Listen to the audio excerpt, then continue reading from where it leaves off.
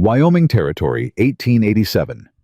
Maggie Sullivan pressed her bleeding palm against her mouth to muffle her scream. Through the crack in her father's study door, she watched him shake hands with a stranger, a tall man with a scar cutting across his left cheek, and eyes as cold as the December wind howling outside. "She's yours," her father said. "Take her whenever you're ready." She was 19 years old, and she had just been sold like livestock to pay a gambling debt. Stay with me until the end, and comment what city you're watching from. I want to see how far this story travels. Maggie's knees buckled. She grabbed the doorframe to keep from falling, her fingernails digging into the wood until splinters bit into her skin. This couldn't be happening. This couldn't be real. But she knew her father's voice. She knew the desperate pitch it took when he was cornered when the cards had turned against him one too many times. She'd heard that voice her whole life after every loss, every promise broken, every piece of her mother's jewelry that disappeared from the box on the dresser. "The girl's healthy," Patrick Sullivan was saying, his Boston accent thickened by whiskey. "Strong. Educated too, reads French if you can believe it. She'll make a fine wife, fine mother for those children of yours." The stranger said nothing. Maggie strained to see him better through the narrow gap. He stood with his back partially turned, broad shoulders, rigid beneath a worn leather coat. Snow dusted his dark hair, and when he finally spoke, his voice was low and rough, like gravel scraping against stone. "I ain't looking for a wife, Sullivan. I'm looking for someone to care for my children. There's a difference." "Same thing out west, isn't it?" Her father laughed, but it came out hollow. "Listen, Thornton, I owe you $3,000. I don't have it, but I have a daughter worth twice that to any man with sense." Maggie's stomach heaved. $3,000. That's what she was worth to her own father. $3,000 and the clearing of a debt. "She know about this?" the stranger Thornton asked. "She'll do as she's told." "That ain't what I asked." A pause. Maggie heard her father pour another drink, the crystal clinking against crystal. "She's a good girl," Patrick said finally. "Obedient. She'll understand." "Will she?" The question hung in the air like smoke. Maggie realized she was shaking not from cold, though the house was freezing, the coal nearly gone because her father had gambled away the money meant to buy more. She was shaking from rage, from betrayal, from the sickening understanding that she had never been a daughter to this man. She had only ever been an asset held in reserve for when he ran out of everything else to lose. The stranger turned toward the door, and Maggie caught her first full glimpse of his face. The scar ran from his left temple to his jaw, puckered and white against weathered skin. His eyes were a pale gray blue, the color of winter sky before a storm. He wasn't handsome. His features were too harsh for that, too carved by hardship and loss. But there was something in his expression that made her pause. Something that looked almost like reluctance.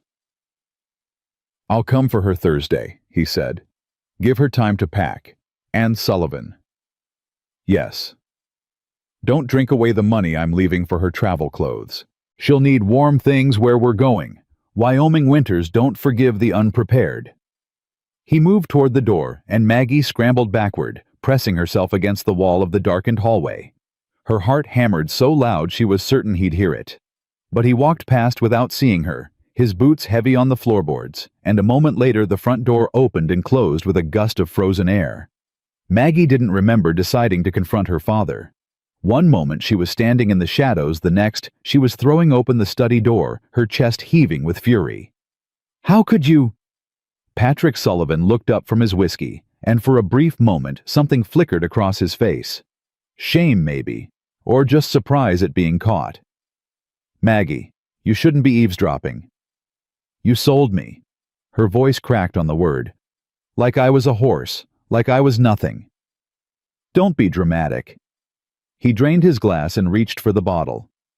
"I've secured your future. You should be thanking me." "Thanking you?" Maggie laughed, but it came out as a sob. "For selling me to a stranger. For trading me away to cover your gambling debts." Samuel Thornton is no stranger. He's a respected rancher in Wyoming Territory. Owns 800 acres, runs 400 head of cattle. His wife died 2 years back. Left him with 3 young children. He needs help. You need a husband. It's a practical arrangement. I don't need a husband. I was going to open a dress shop. I had plans. Plans require money. Patrick's voice hardened. Money I don't have. Money I'll never have because every creditor from here to Philadelphia is circling like vultures.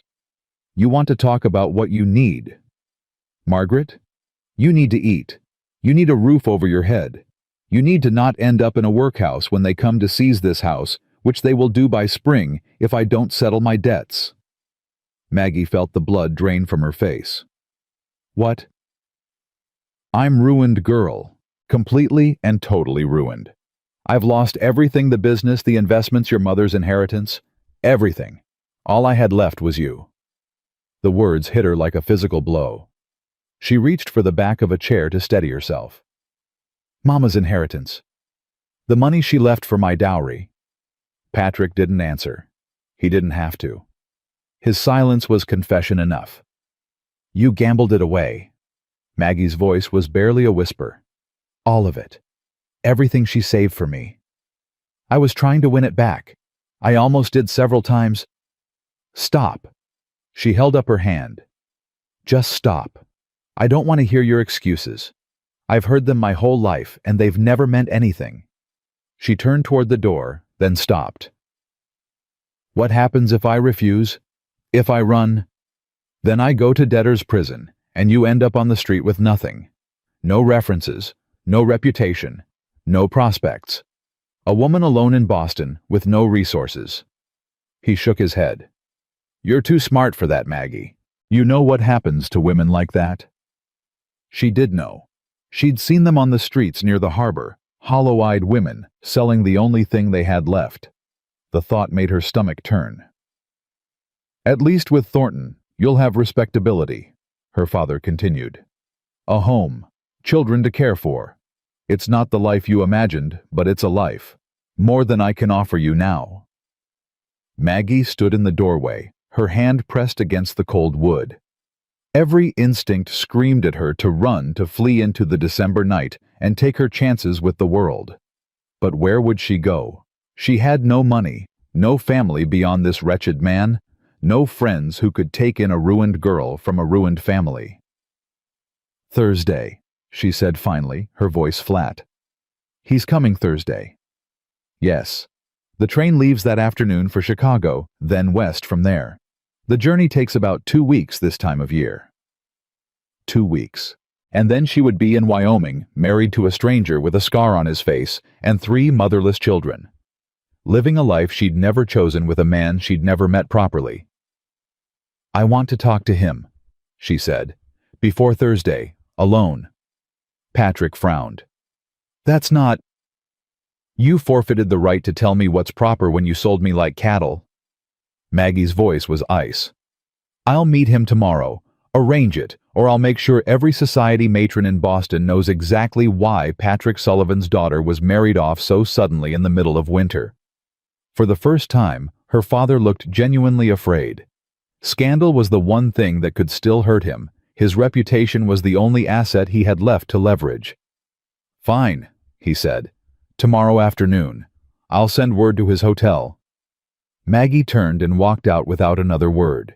She climbed the stairs to her room, locked the door behind her, and finally allowed herself to collapse onto the bed. The tears came then hot and bitter, soaking into her pillow. She cried for her mother dead these past 8 years. She cried for the dreams she'd nurtured, the dress shop, the independence, the life she'd been slowly saving toward with every penny she could hide from her father's gambling. She cried for the girl she'd been that morning, who had still believed that somehow, some way she might escape this house and this man and this suffocating life. That girl was dead now. In her place was Margaret Sullivan. No Margaret Thornton soon enough traded away like currency to settle a debt she'd never incurred. The next afternoon, Maggie waited in the front parlor, her hands folded carefully in her lap to hide their trembling. She'd dressed in her best remaining dress, a deep green wool that had once belonged to her mother, and pinned her auburn hair in a simple but elegant style. If she was going to negotiate for her own future, she would do it with dignity. The knock came at precisely 2 o'clock. Patrick, nervous and sweating despite the cold, hurried to answer it. Maggie heard murmured voices in the hallway, and then Samuel Thornton appeared in the parlor doorway. He looked different in daylight. Older, maybe she guessed him to be around 30, though hardship had carved lines around his eyes that aged him further.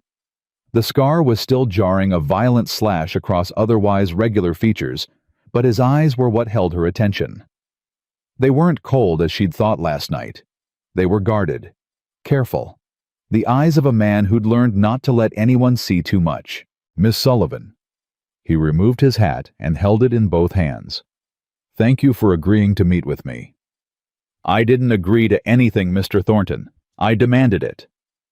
A flicker of something surprised respect crossed his face. "Fair enough." "Leave us," Maggie said to her father without looking at him. "Mr. Thornton and I have business to discuss." "Now, Maggie, that's not—" "Patrick?"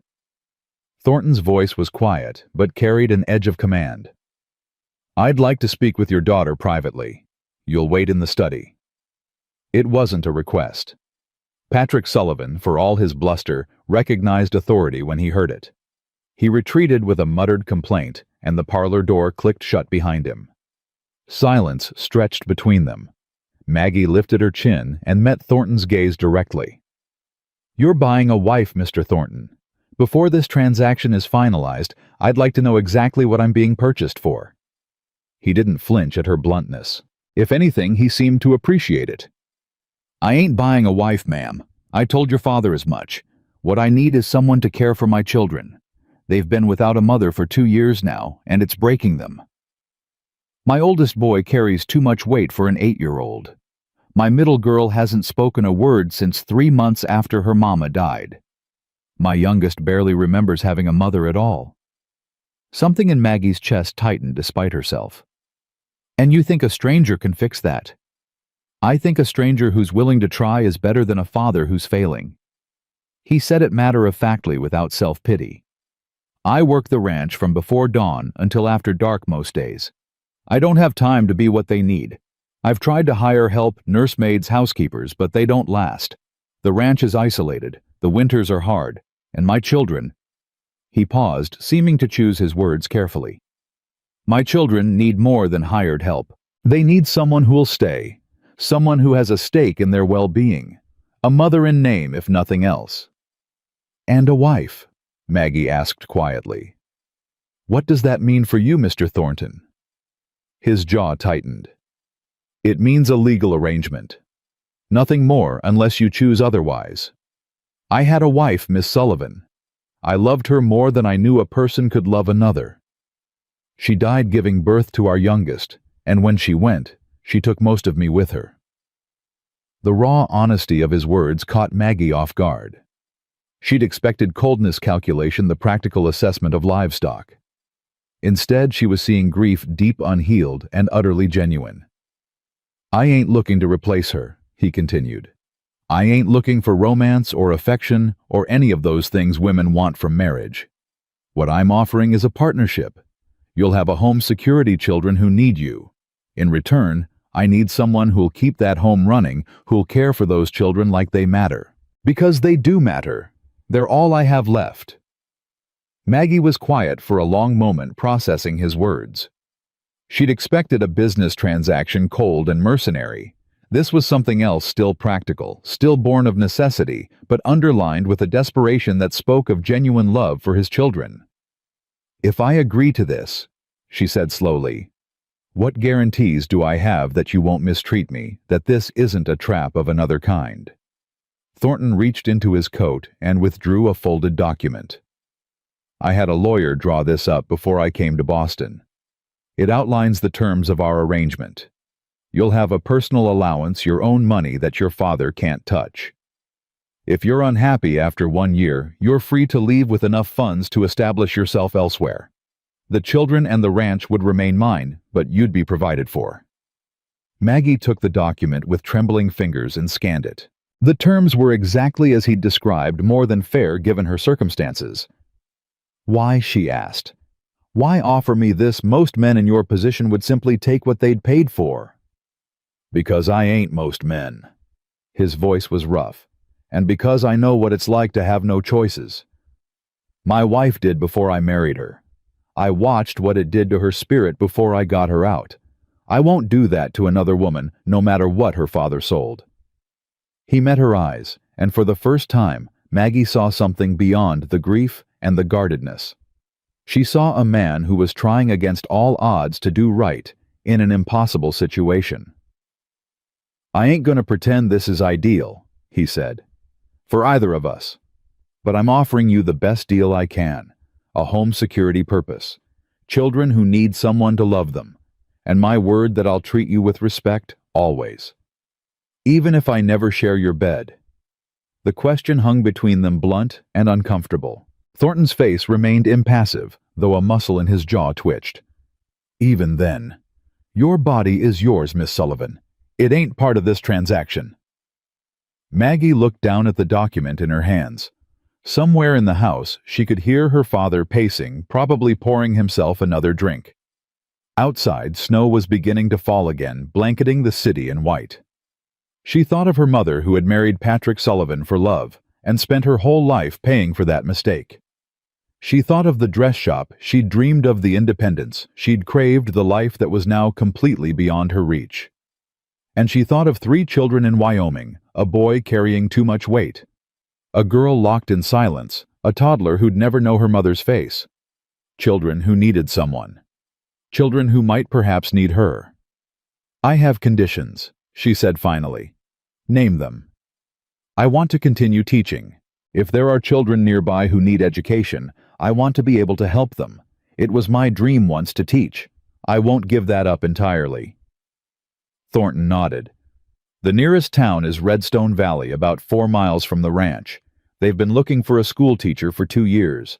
No one qualified has wanted to stay. Second, I want to be treated as a partner in the household, not a servant.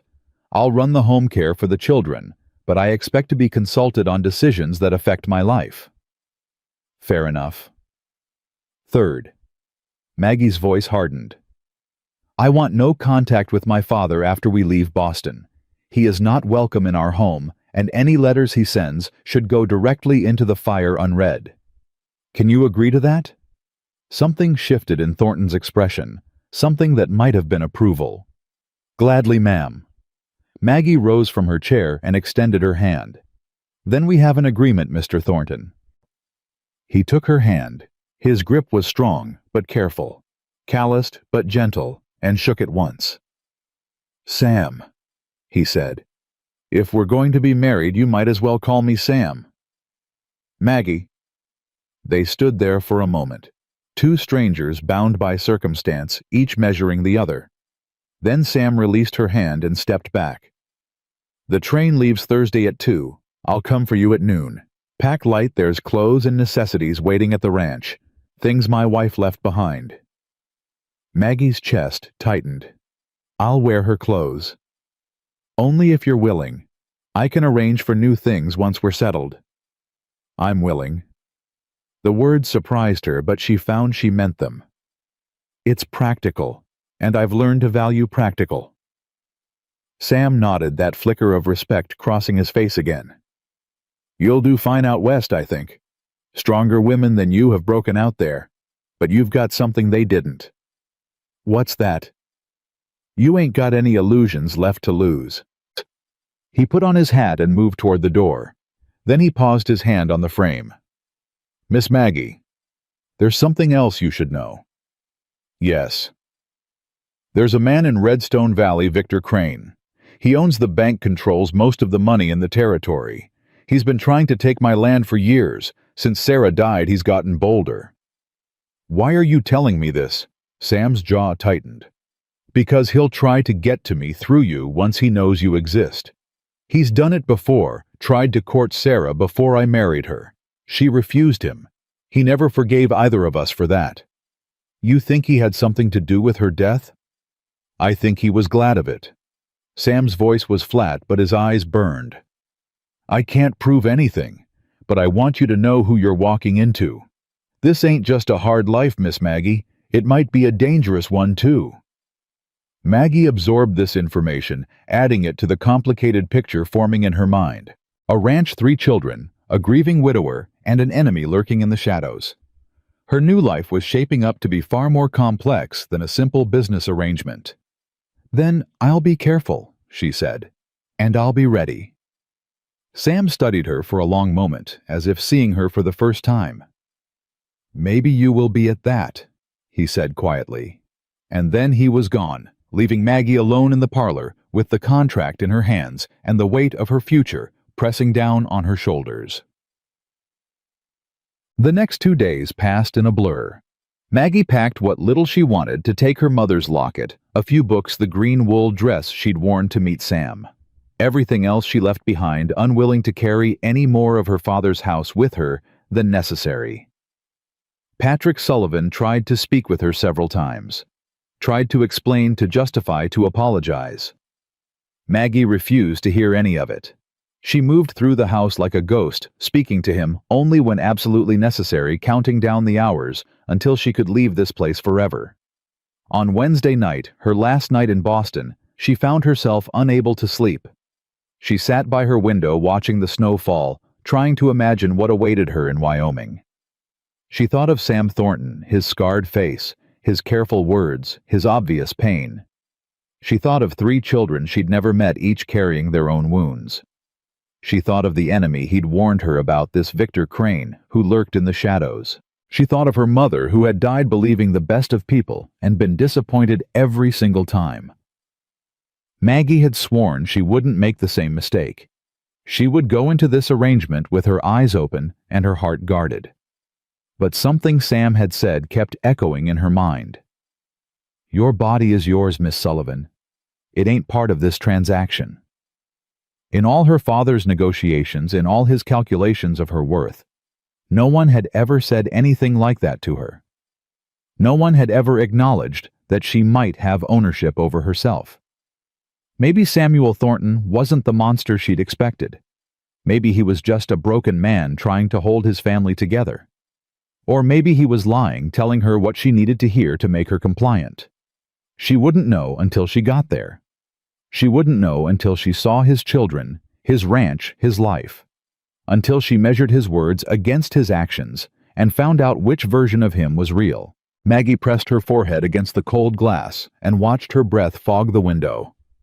Tomorrow, she would board a train heading west. Tomorrow she would become Margaret Thornton, wife, stepmother, mistress of a ranch she'd never seen. Tomorrow her life as she knew it would end, and something new would begin. Whether that something would be salvation or another kind of prison, she had no way of knowing. But she would face it standing up. She would face it with her chin high and her eyes clear. She would not let them see her break. Not her father, not Sam Thornton, not anyone. That was the one thing they couldn't take from her. The one thing that was still hers. Her pride, her dignity, her refusal to be destroyed. And if this new life tried to crush her the way her old one had, well, she would simply refuse to be crushed. Maggie Sullivan had spent 19 years learning how to survive. It was time to put those lessons to use. The train pulled out of Boston Station at precisely 2 o'clock on Thursday afternoon, and Maggie watched the city of her birth disappear into a swirl of snow and smoke. Her father had not come to see her off. She hadn't expected him to, hadn't wanted him to, but still there was a hollow ache in her chest where something like hope used to live.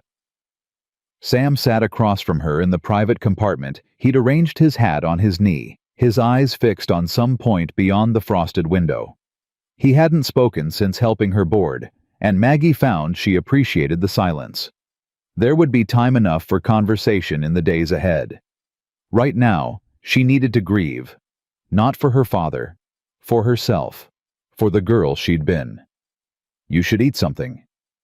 His voice startled her.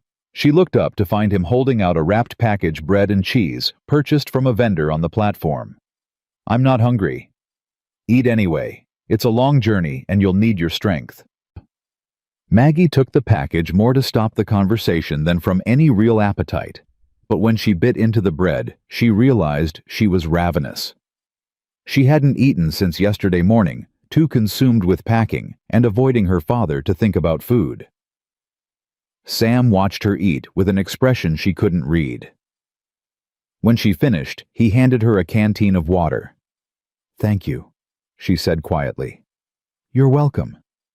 Silence settled between them again, but it felt different now, less strained, more like the quiet of two people learning to share space. "Tell me about them," Maggie said finally. "Your children. Tell me what I'm walking into." Sam's jaw tightened, but he nodded slowly. "Tommy's the oldest, 8 years old going on 40. He was 6 when his mama died, old enough to remember everything. He's angry at me, at God, at the whole damn world. Takes it out by working himself half to death. I've tried to get him to slow down to just be a boy, but he won't hear it. He blames you for her death." Sam's eyes flickered. "How'd you know that?" "Because if I were 8 and my mother died, I'd blame someone too, and the person closest is always the easiest target." He was quiet for a moment, then continued. "Grace is 6. She was 4 when it happened. Used to be the talkingest child you ever met. Questions about everything, stories about nothing, just constant noise. 3 months after Sarah passed, she stopped. Haven't heard her voice since." Maggie's chest constricted. "Not a single word." "Not one. Doc Mason. She's the physician in Redstone Valley, says there's nothing physically wrong. It's all up here." He tapped his temple. "Trauma, she calls it. Says Grace will talk again when she feels safe enough. But it's been 2 years, and I don't know how to make her feel safe. I don't know how to make any of them feel safe." "And Lily?" Sam's expression softened in a way Maggie hadn't seen before. "Lily's 3. She was only 6 months old when Sarah died. Doesn't remember her mama at all except from the photograph I keep on the mantle. She's sunshine, that one. Happy for no reason, laughing at everything, trying to make the rest of us smile. Sometimes I think she's the only thing holding us all together." "She sounds precious." "She is. They all are." Sam's voice roughened. "They deserve better than what I've been able to give them. They deserve a mother.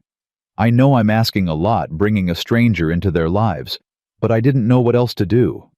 I was drowning Miss Maggie. Still am most days." Maggie considered his words carefully.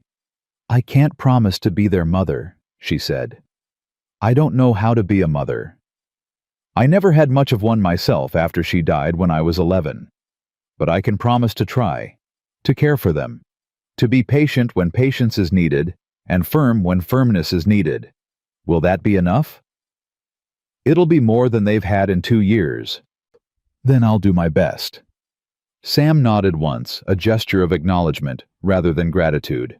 Then he pulled his hat down over his eyes. "Get some sleep if you can. We've got a long way to go." Maggie leaned her head against the cold window and let the rhythm of the train rock her toward an uneasy rest. Behind her closed eyes, she saw 3 children, a boy carrying too much weight, a girl locked in silence, a toddler full of sunshine. Her children now, in name, if nothing else. She would not fail them. She could not afford to fail them. The journey took 12 days. 12 days of trains and stagecoaches, of rough way stations, and rougher roads of endless white landscape stretching toward distant mountains. Maggie learned to sleep sitting up, to eat whatever was put before her, to endure discomfort without complaint. She also learned about Sam Thornton. Not from long conversations. He wasn't a man who talked much, but in small moments, the way he always made sure she had the warmer blanket, the better seat, the larger portion of food, the way he checked on her welfare without making a fuss about it, the way he never, not once, touched her beyond what was necessary to help her in or out of a coach. He was keeping his word, she realized, treating her with respect, maintaining careful distance. And somehow, that made her trust him more than any pretty speech could have. On the 11th day, as they crossed into Wyoming territory, Sam broke a long silence to point toward the horizon. That's home. Beyond those mountains in the valley. Thornton Ranch.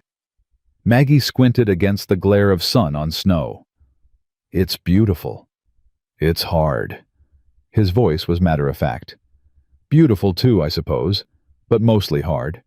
Winters that'll kill you if you're not careful. Summers that'll cook you dry. This land doesn't forgive weakness, Miss Maggie. It doesn't forgive much of anything. Neither does Boston, she said. Just in different ways. He glanced at her, something like appreciation in his eyes. Maybe so. They arrived at the ranch on the evening of the 12th day, just as the sun was setting behind the mountains, painting the sky in shades of fire and blood. Maggie's first impression was of size. The main house was larger than she'd expected. 2 stories of weathered wood with a wide porch. Behind it stretched outbuildings, corrals, and beyond that, endless white fields dotted with dark shapes that had to be cattle. But she barely had time to take it in before the front door burst open and a small figure came flying out. Papa? Papa's home. The child was tiny Lily. It had to be, with wild dark curls and her father's gray eyes.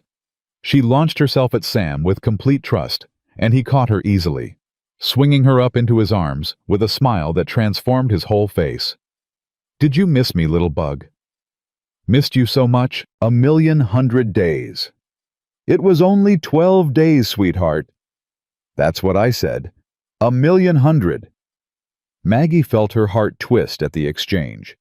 This was who Sam Thornton really was, she realized. Not the cold businessman who'd negotiated her purchase, not the guarded stranger who'd sat across from her on the train. This was a father who loved his daughter, who lit up in her presence, who would do anything, even marry a stranger, to keep her safe and happy. Lily's attention turned to Maggie, then curiosity replacing excitement. Who's that, Papa? Sam set his daughter down and took her hand. This is Miss Maggie. Remember I told you she was coming to live with us, to help take care of you.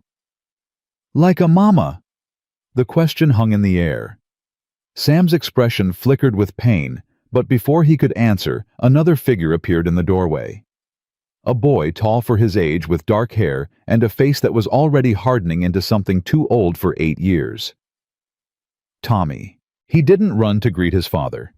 He stood in the doorway with his arms crossed, watching Maggie with eyes that held nothing but suspicion.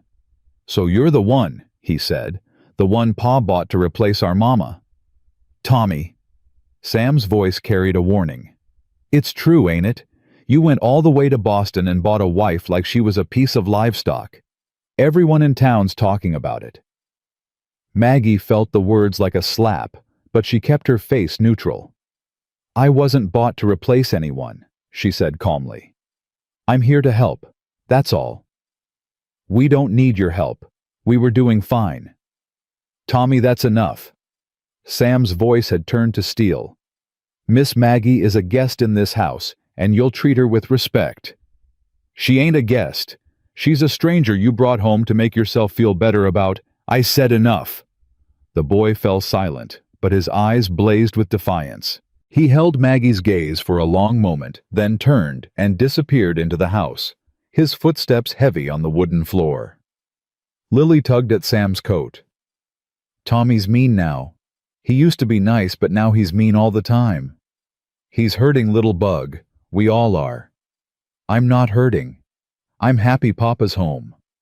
Sam's expression crumpled for just a moment, then smoothed back into control. Let's go inside, shall we? It's cold out here. Maggie followed them into the house, her heart heavy with the weight of what she'd just witnessed. Tommy's hostility wasn't surprising. She'd expected some resistance from the children. But the depth of his anger, the rawness of it, told her this family was more broken than Sam had let on. And then she saw Grace. The girl stood at the bottom of the stairs, silent and watchful. She had her father's gray eyes, but in her small face they looked enormous, taking in everything, revealing nothing. She didn't move when Sam entered, didn't reach for him the way Lily had. She just watched, her expression unreadable. Hey there, Gracie. Sam's voice gentled. I missed you. No response. Not a flicker of expression, not a sound. Sam crossed to her and knelt down, taking her small hands in his large ones. "This is Miss Maggie. She's going to be living with us now. Can you say hello?" Grace's eyes moved to Maggie, that unsettling assessment in her gaze. For a long moment, nothing happened. Then slowly she gave a tiny nod, so small it could have been imagined. But Maggie had seen it, and she understood what it meant. Grace was watching, waiting, judging whether this stranger could be trusted, or whether she was just another person who would eventually leave, or die, or disappear. "Hello, Grace," Maggie said softly. "I'm happy to meet you." No response. But the girl didn't look away either, and somehow that felt like progress. The first week was the hardest thing Maggie had ever done. Tommy refused to speak to her beyond the absolute minimum required by politeness. He ate his meals in sullen silence, disappeared to do chores before anyone else was awake, and made sure to position himself between Maggie and his siblings whenever possible. Grace was easier and harder at the same time. She didn't resist Maggie's presence, didn't refuse her help with meals or bedtime routines. But her silence was its own kind of barrier, a wall of quiet that Maggie couldn't find a way through. The girl's eyes followed her everywhere, watching, assessing, giving nothing away. Only Lily provided warmth in those first difficult days. She chattered constantly, attached herself to Maggie's skirts, asked endless questions about Boston and the train, and whether Maggie liked horses, and did she know how to braid hair, because Mama used to braid Grace's hair, but nobody did anymore. "I can braid hair," Maggie told her on the third morning as they sat together in the kitchen after breakfast. "Would you like me to braid yours?" "Yes, please, and Grace's too." Maggie looked at the older girl who sat across the table with her untouched porridge watching them. "Would you like that, Grace? If I braided your hair like your mama used to?" No response. But Grace didn't shake her head, didn't pull away. "I'll take that as a maybe," Maggie said gently. "We'll try tomorrow if you want." Later that afternoon, while Sam was out working the ranch and Tommy was doing chores he'd refused to let Maggie help with, she found Grace in the parlor, sitting by the window with a piece of paper and a nub of charcoal. She was drawing. Maggie approached quietly, not wanting to startle her. The drawing was rough, a child's work, but unmistakably a woman's face. Dark hair, kind eyes, a gentle smile. "Is that your mama?" Maggie asked softly. Grace went still. For a moment Maggie thought she'd made a terrible mistake, pushed too hard, too fast. But then the girl nodded just once, and something in Maggie's chest cracked open. "She was beautiful," Maggie said. "You draw her well. May I sit with you?" Another tiny nod.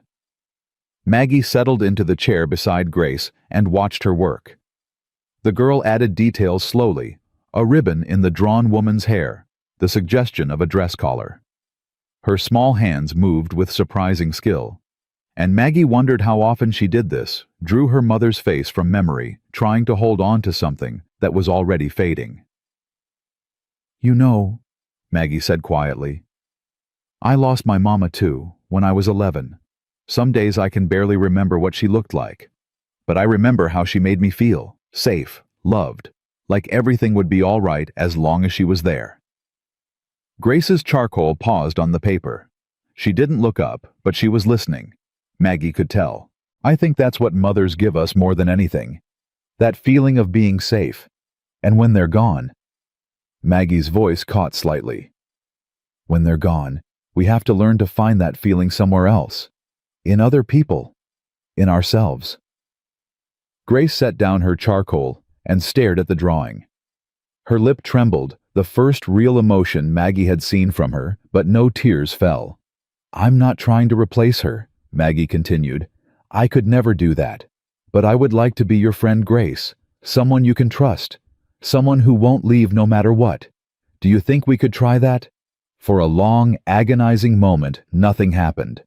Then Grace reached out and placed her small hand over Maggie's. It lasted only a second, a brief touch barely there before the girl pulled back and returned to her drawing. But Maggie understood. It was a start, a fragile beginning, and she would nurture it with everything she had. Sam came in that evening to find Maggie at the stove stirring a pot of stew, while Lily helped by arranging carrots into patterns on the table, and Grace sat nearby still drawing but closer to the warmth of the kitchen than she'd been all week. He stopped in the doorway, something shifting in his expression as he took in the scene. "Smells good in here." "It's just stew, nothing fancy." "Fancy don't matter. Hot food after a day in the cold is all a man needs." He moved to the basin to wash his hands, and Maggie caught him watching Grace in the reflection of the window. The girl had looked up briefly when he entered, then returned to her drawing a small acknowledgement that was more than she usually gave. "She drew her mother today," Maggie said quietly, once Lily had scampered off to find something. "We talked a little. Well, I talked. She listened." Sam dried his hands slowly. "She let you sit with her?" "She did." Something raw flickered across his face. Hope and grief tangled together. That's more than anyone's gotten in 2 years. Even me." "She's not ready to talk yet. But she's not locked away as deep as you might think. She's just waiting to feel safe." Sam turned to look at Maggie directly, and she saw the tears he was fighting to control. "How do you know that?" "Because I was locked away once too. After my mother died. It took a long time before I found my way back." "And did you find your way back?" Maggie considered the question honestly. "Mostly. Some doors once they close don't ever open all the way again. But you learn to live with the cracks." Sam nodded slowly, as if he understood exactly what she meant. "Thank you," he said, his voice rough, "for trying with her, for not giving up. I've only been here a week. A week is longer than some of the help lasted." Before Maggie could respond, the front door crashed open and Tommy stormed in his face, dark with fury. "Pa, there's a man here. Says he needs to talk to you. Says it's urgent business about the ranch." Sam's expression hardened. "What man?" "Fancy fella from town. Got a carriage and everything. Said his name was Crane." Sam spat the word like a curse. Victor Crane. Maggie felt the temperature in the room drop. This was the man Sam had warned her about, the banker, the enemy, the shadow that had been circling his family for years. "Stay here," Sam told her, already moving toward the door. "Keep the children inside." "Sam, please Maggie, just stay here." He was gone before she could argue, and Maggie was left in the kitchen with 3 children and a growing sense of dread. Tommy stood rigid by the door, his anger temporarily replaced by something that looked like fear. Even Lily had gone quiet, picking up on the tension that had flooded the room. "Who is that man?" Maggie asked Tommy directly. "Tell me the truth." The boy hesitated, his loyalty to his father warring with something else, maybe the need to talk to someone, anyone, about the weight he'd been carrying. "Victor Crane," he said finally. "He owns the bank in town. He wants our ranch. Has since before I was born, Pa says. He tried to marry Mama once before she chose Pa. He never forgave them for that." "And now what does he want now?" Tommy's young face twisted with a hatred that no 8-year-old should know how to feel. "He wants to destroy us. Pa thinks he had something to do with Mama dying. Can't prove it, but he thinks it." Maggie's blood went cold. "What do you mean?" "The night Mama got sick, the fever that killed her, she'd been to town earlier that day, to the bank. Pa didn't know why. She wouldn't say. But she came home upset, and by morning she was burning up." "Tommy, that doesn't mean—" "I saw him," the boy cut in, his voice dropping to barely a whisper. "Mr. Crane, I saw him at our fence line that same day, just watching. Just standing there in the snow, watching our house like he was waiting for something." Tommy's hands had balled into fists at his sides. "And when Mama died, he sent flowers to the funeral. White roses, her favorite. How'd he know they were her favorite?" Maggie felt sick. She didn't know if Tommy's suspicions had any merit. He was a child, grief-stricken, and desperate for someone to blame. But the coincidences he described were troubling, and the fear in his eyes was real. "Have you told your father all of this?" He knows, but knowing and proving are different things. Pa says Crane is too smart, too connected. Nobody in town would take our word against his. Then we'll have to be smart too. Maggie knelt down to meet Tommy's eyes. Listen to me. I know you don't trust me. I know you think I'm just a stranger your father bought to ease his conscience. But I'm here now, and I'm not leaving. Whatever this man wants, whatever he's planning, we'll face it together. Your father, you, me, all of us. Do you understand? Tommy stared at her for a long moment, his expression unreadable. Then slowly, some of the tension drained from his shoulders. You really ain't scared of him? I'm terrified, Maggie admitted. But I've been terrified before, and I survived. That's what we do, Tommy. We survive. Something shifted in the boy's eyes. Not trust, not yet, but maybe the first crack in the wall he'd built around himself. Before he could respond, the front door opened, and Sam stepped back inside. His face was a mask of controlled fury. His jaw clenched so tight Maggie could see the muscle jumping beneath his skin. Sam? What happened? He didn't answer immediately. Instead, he crossed to the window and stood there, his back to the room, his shoulders rigid with tension. Pa! Tommy's voice wavered. What did he say? Sam was silent for another long moment. Then finally he spoke. He made an offer. For the ranch. Said he'd buy us out, give us enough money to start over somewhere else. Said it was generous considering our circumstances. And you told him no, Maggie said. I told him to go to hell. Sam turned from the window, and Maggie saw the rage burning in his eyes. This land belonged to my father. It belonged to Sarah. My children will inherit it and their children after them. I'll die before I let Victor Crane take it from us. What will he do now? Sam's expression darkened. Whatever he has to. He's been patient these past 2 years, circling like a vulture waiting for me to give up. But I haven't, and now that you're here... He stopped, seeming to realize what he was about to say. Now that I'm here, what? Maggie pressed. Now he knows I'm not drowning anymore. He knows I've got help, that the ranch won't fall apart from neglect. Which means he'll have to try something else. Like what? Sam's eyes met hers, and she saw fear there, not for himself, but for his family, for her. I don't know, but whatever it is, we need to be ready. That night, after the children were in bed, Maggie found Sam on the porch, despite the bitter cold. He stood with his back against the railing, staring out at the darkness, his breath forming clouds in the frozen air. You should sleep, she said, wrapping her shawl tighter against the wind. Can't. She moved to stand beside him, following his gaze out toward the distant mountains. Tell me about her. Sarah. Tell me what she was like. Sam was quiet for so long she thought he wouldn't answer. Then slowly he began to speak. She was fire. That's what I always thought the first time I saw her. Fire wrapped in a pretty package. She had opinions about everything, and she wasn't afraid to share them. Drove her mama crazy, drove half the town crazy too. But I loved it. Loved that she said what she meant, and meant what she said. His voice roughened. She made me better. Made me want to be better. When she agreed to marry me instead of Crane, he was richer, more powerful.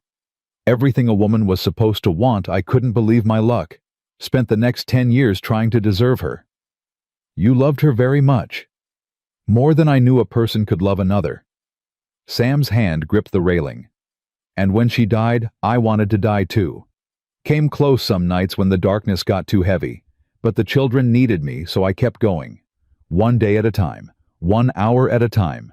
Sometimes 1 minute at a time. Maggie understood that kind of survival. She'd lived it herself in different ways.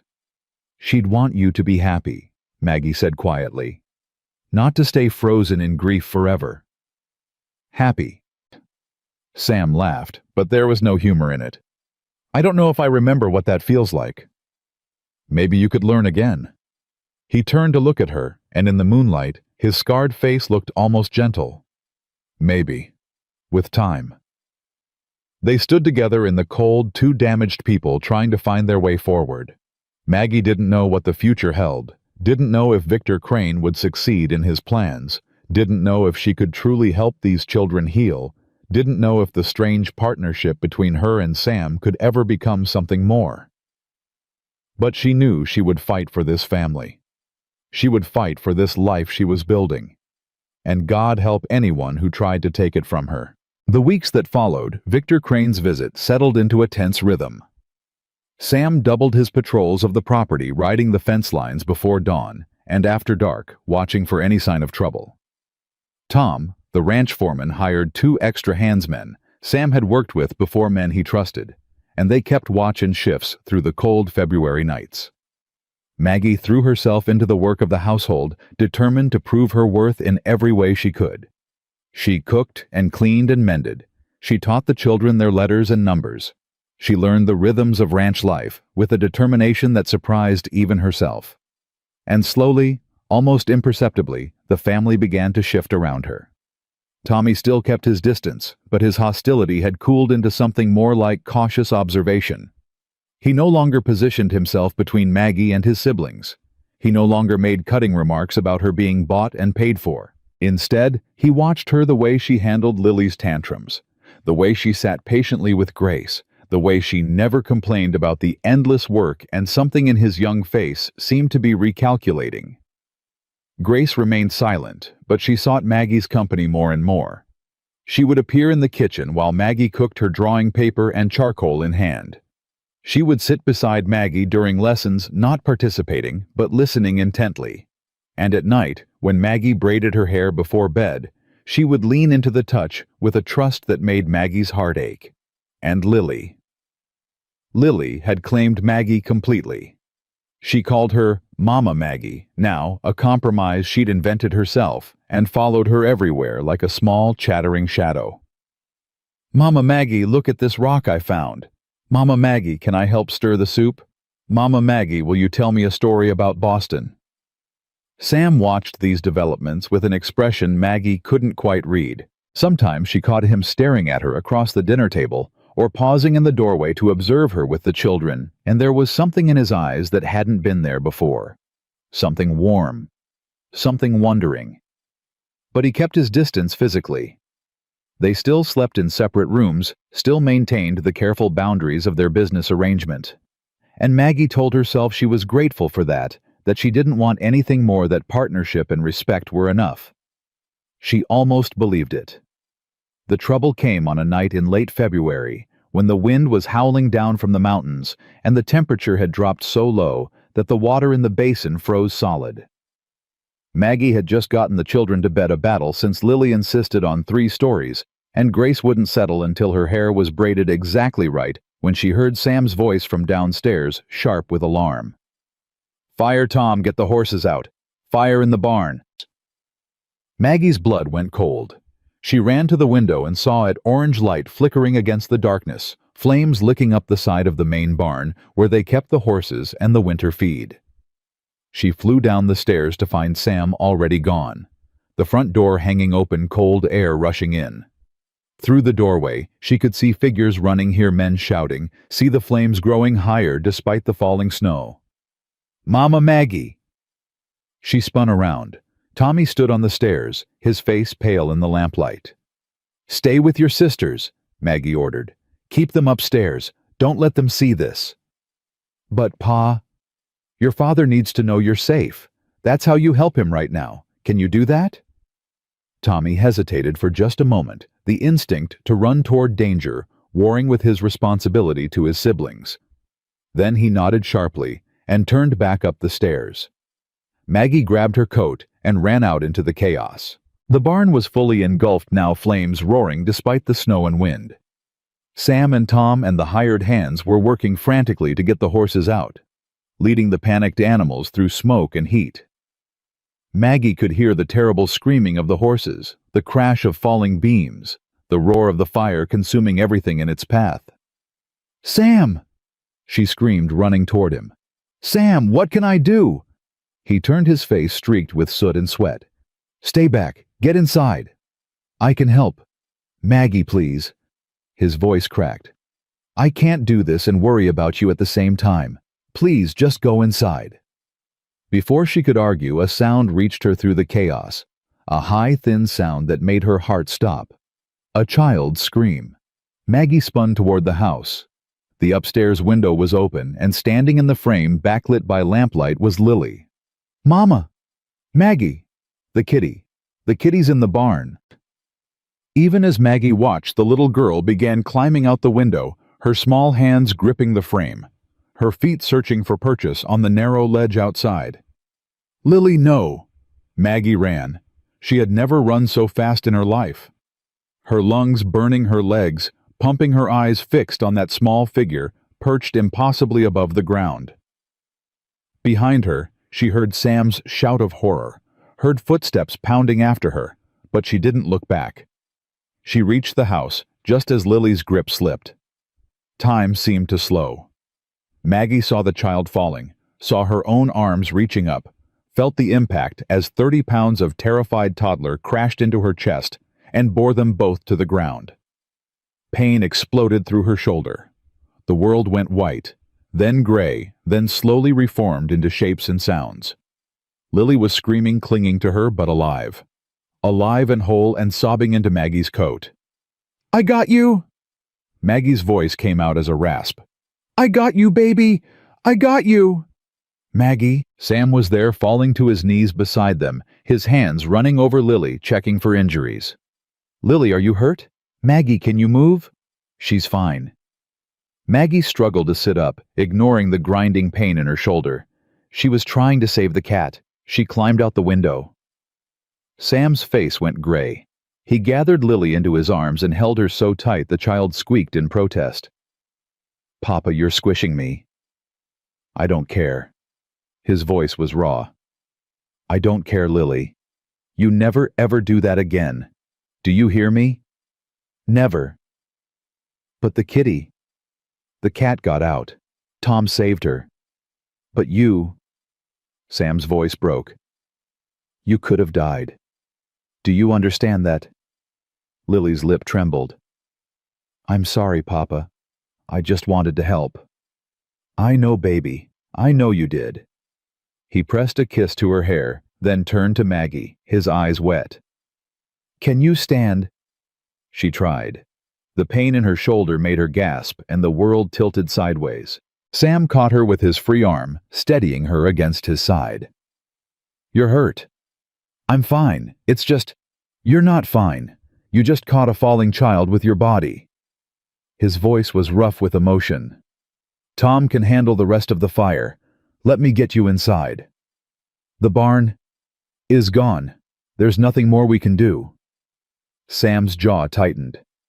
"But I know who did this, and I swear to God I'll make him pay." They made it back to the house where Tommy waited on the porch, his face chalk white. Grace stood beside him, her silent presence a comfort to her brother, even if she couldn't speak. "Is Lily okay?" Tommy's voice cracked. "I tried to stop her, but she was too fast." "She's okay." Sam shifted Lily to one arm and put his other hand on Tommy's shoulder. "You did good, son.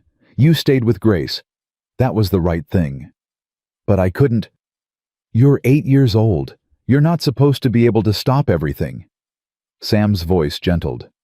"Miss Maggie caught her. Miss Maggie saved her." Tommy's eyes moved to Maggie, and for the first time since she'd arrived, she saw something other than suspicion or hostility in them. She saw gratitude. She saw the beginning of respect. "Thank you," he said quietly, "for catching my sister." "You're welcome, Tommy." They got inside, got Lily calmed down, and put back to bed.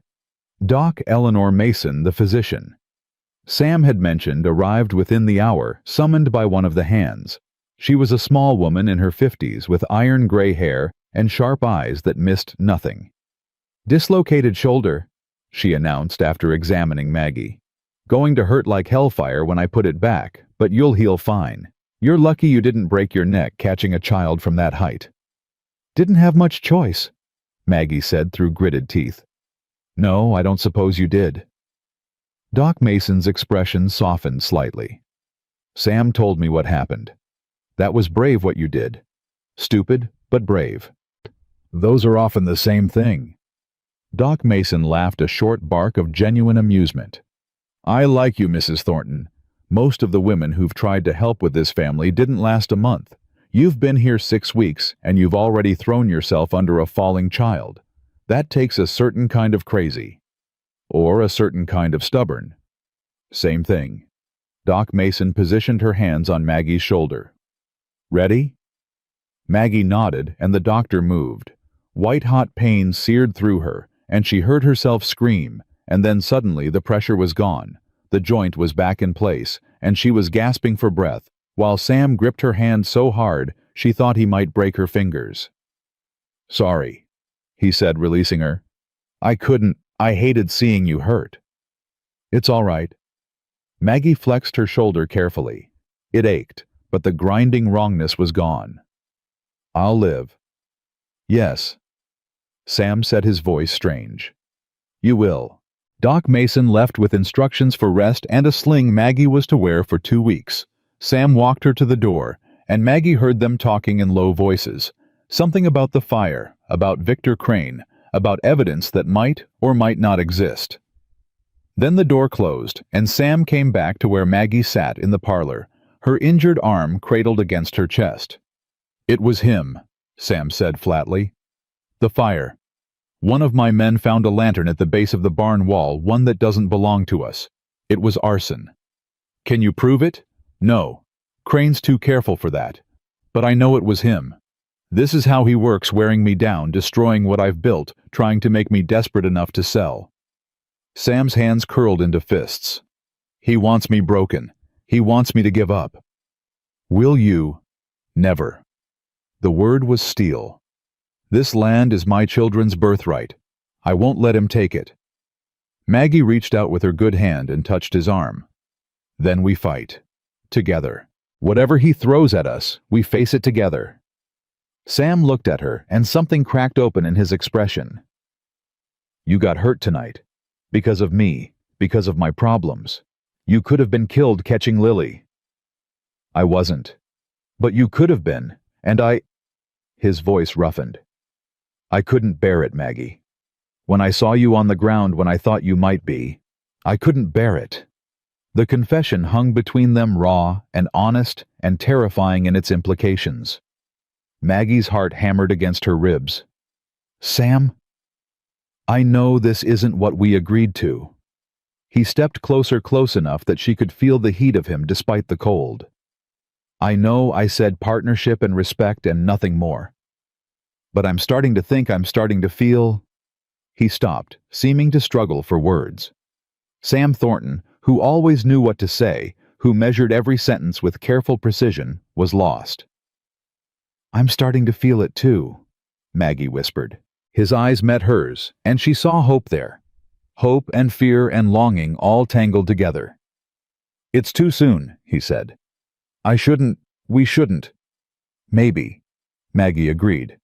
But maybe we don't get to decide when things are right. Maybe we just have to be brave enough to reach for them when they come. Sam raised his hand and cupped her face, his calloused palm warm against her cheek. You're extraordinary, Margaret Thornton. Every day you're here, I understand that a little more. He kissed her, then gentle, careful of her injured shoulder, but with a heat beneath the tenderness that made her pulse race. It was different from the careful distance they'd maintained, different from the business arrangement they'd agreed to. This was something new, something real. When they finally pulled apart, both breathing hard, Sam rested his forehead against hers. Whatever comes next, he said quietly. We face it together. You and me. Partners. Partners, Maggie agreed. And for the first time since she'd arrived in Wyoming, she felt like she might actually belong here. The next few weeks brought a new kind of normal to the Thornton Ranch. The barn was rebuilt, smaller than before, but sturdy, and the horses were safe in their new home. The threat of Victor Crane hung over everything, but there were no more incidents, no more fires or sabotage. Just the oppressive weight of waiting for the other shoe to drop. But inside the house, something was changing. Sam no longer kept his careful distance. He found excuses to touch Maggie, a hand on her shoulder, as he passed, fingers brushing hers, when she handed him coffee, a kiss pressed to her forehead before he left for the day's work. And Maggie, her heart beating faster each time, let herself lean into it. The children noticed, of course. Lily was delighted, declaring loudly that Papa and Mama Maggie were in love like in stories, which made both adults flush and change the subject. Tommy said nothing, but his wariness had softened into something like acceptance. He no longer seemed to resent Maggie's presence. He even asked for her help with his arithmetic one afternoon, a request so unexpected that Maggie had to hide her shock. And Grace? Grace continued her silent vigil, watching everything with those enormous eyes. Maggie kept working with her, kept sitting beside her, kept braiding her hair and reading aloud and waiting for the breakthrough that might never come. It came on a Tuesday in March, in the most unexpected way possible. Maggie was in the kitchen rolling out dough for a pie when she heard the front door open. She assumed it was Sam come in early from checking the fences and didn't turn around. "You're back early. I'm making apple pie your favorite if Tommy's information is correct." How domestic. The voice was not Sam's. Maggie spun around, her heart lurching. A woman stood in the kitchen doorway, beautiful blonde, dressed in clothes far too fine for a ranch visit. Her smile was sweet, but her eyes were cold. "You must be the new Mrs. Thornton. I'm Charlotte Webb. I own the ranch to the south." She moved into the kitchen without being invited, her gaze sweeping over Maggie with obvious assessment. "I've been meaning to call, but things have been so busy. You know how it is." Maggie wiped her floury hands on her apron, keeping her expression neutral. She'd heard about Charlotte Webb from Doc Mason, the wealthy widow who'd been circling Sam since Sarah's death, who'd made her interest clear in ways that ranged from subtle to shameless. "Mrs. Webb, how kind of you to visit." "Oh, please call me Charlotte. We're neighbors after all. We should be friends." Charlotte settled into a chair without being asked, arranging her skirts with practiced grace. "I must say I was surprised when I heard Sam had married. He always seemed so devoted to Sarah's memory. I didn't think he'd ever look at another woman." "People surprise us sometimes." "Don't they just?" Charlotte's smile sharpened. "Tell me, how did you two meet?" "The stories going around town are simply fascinating. Something about a debt and an arrangement." Maggie felt her spine stiffen. "I don't think the details of our courtship are anyone's business but ours." Of course, I didn't mean to pry." But Charlotte's eyes said otherwise. "It's just that Sam is such a dear friend. I'd hate to see him taken advantage of by someone who saw an opportunity." "I assure you, Mrs. Webb, I'm not taking advantage of anyone." "I'm sure you're not, dear. It's just—" Charlotte leaned forward, her voice dropping to a confidential murmur. "Well, you're so young. And Sam is so vulnerable right now with the children and the ranch and all his troubles. A man in his position might make decisions he'll regret later when the grief fades and he sees more clearly." The implication was clear. Maggie felt anger rising in her chest, but she kept her voice steady. "Sam's vision seems perfectly clear to me. And our marriage, whatever its origins, is not your concern." Charlotte's smile flickered, revealing something harder beneath. "Perhaps not, but his happiness is my concern. It always has been. Sarah understood that toward the end. She and I had an understanding." "What kind of understanding?" "Oh, just between friends. She knew I cared for Sam. She knew I'd look after him if anything happened to her." Charlotte rose, smoothing her skirts. "I should go. I just wanted to introduce myself neighbor to neighbor. I'm sure we'll be seeing a lot of each other." She paused at the doorway, looking back over her shoulder. "A word of advice, dear. This territory is hard on women who don't know their place. Sam needs a partner who can handle the realities of ranch life, not a young girl playing house. If things don't work out well, he knows where to find me." She was gone before Maggie could respond, leaving the kitchen feeling somehow colder than before. Maggie stood frozen, her hands still covered in flour, her heart pounding with anger, and something that felt uncomfortably like fear. Charlotte Webb wasn't just a rival, she was a threat. A woman with power and connections and an obvious agenda. And she knew something about Sarah. Something about an understanding that Maggie didn't comprehend. "I don't like her." Maggie jumped. Grace stood in the doorway, her small face fierce with an emotion Maggie had never seen from her before. And she had spoken. "Grace." Maggie's voice came out as a whisper. "Grace, you talked." The little girl seemed to realize what she'd done. Her eyes went wide, her hand flying to her mouth as if to catch the words and stuff them back in. She started to retreat, to flee back into her silence, but Maggie crossed the kitchen in 3 steps and knelt down before her.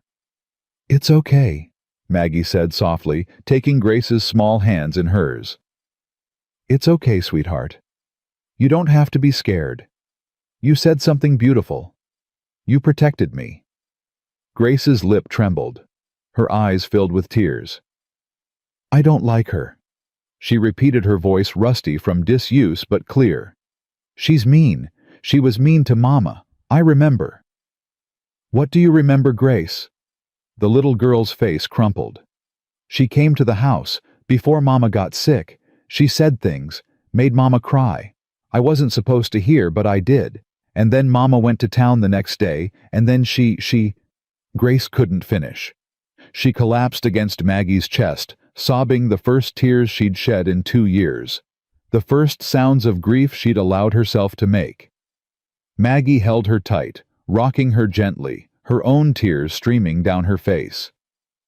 "It's okay," she whispered. "It's okay, sweetheart. I've got you. I've got you."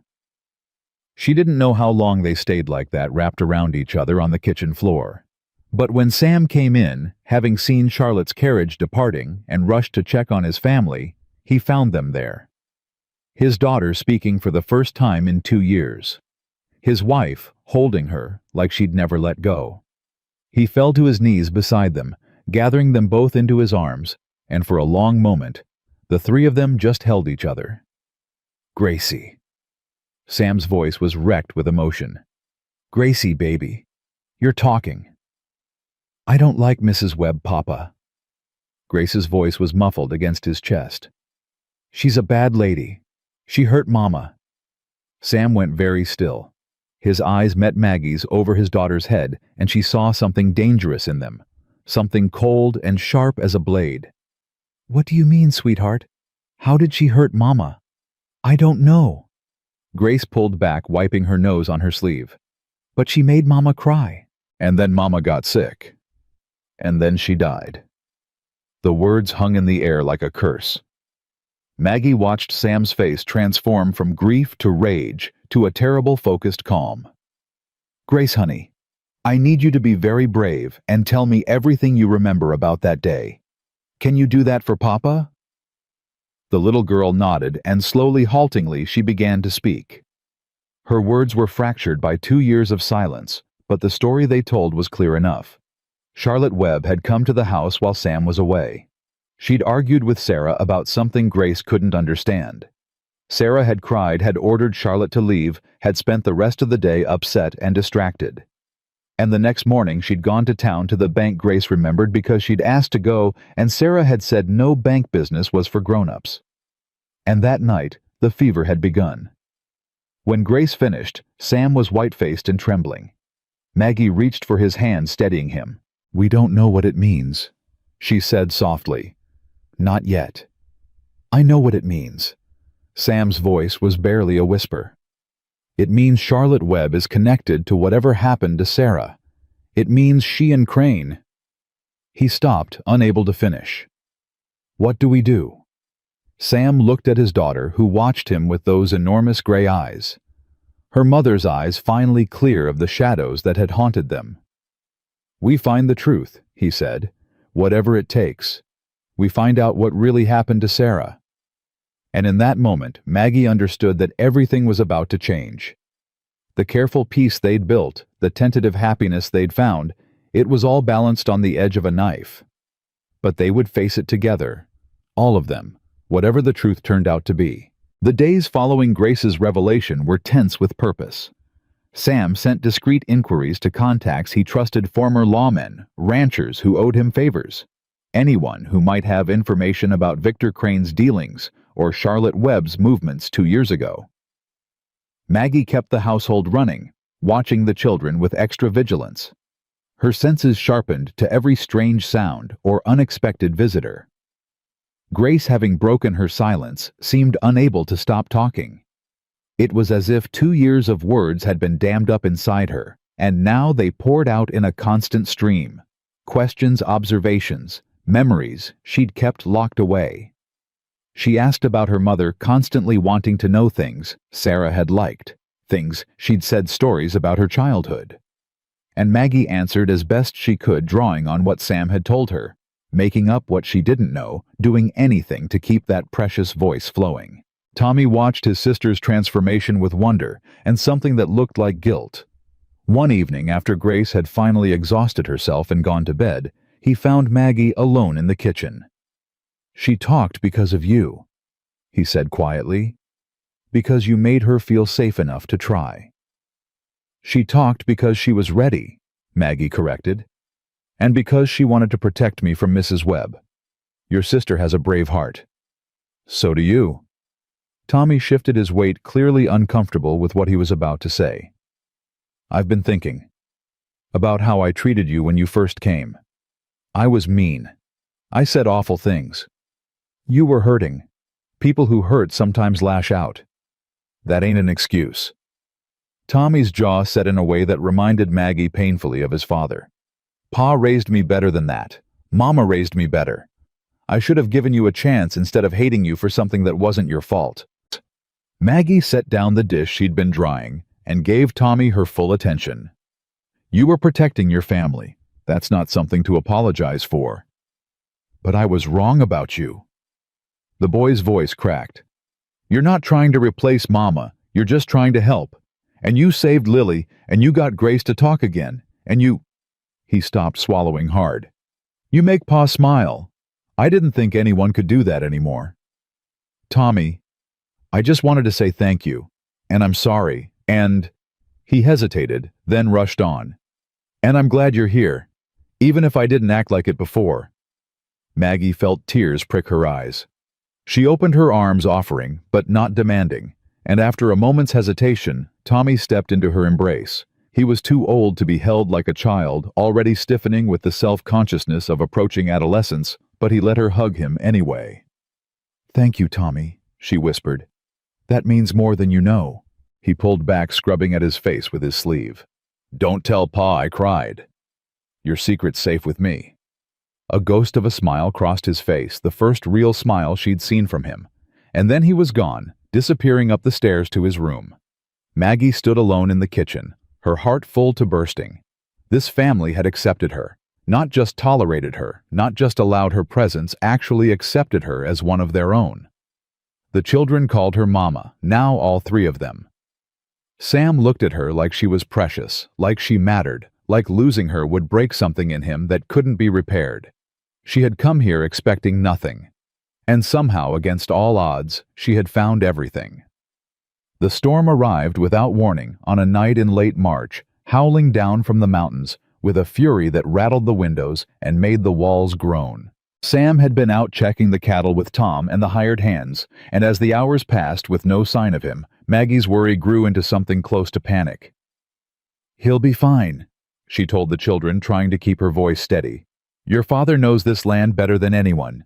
He'll find shelter until the storm passes." But Tommy's face was pale, and even Lily had stopped her constant chatter, sensing the tension in the air.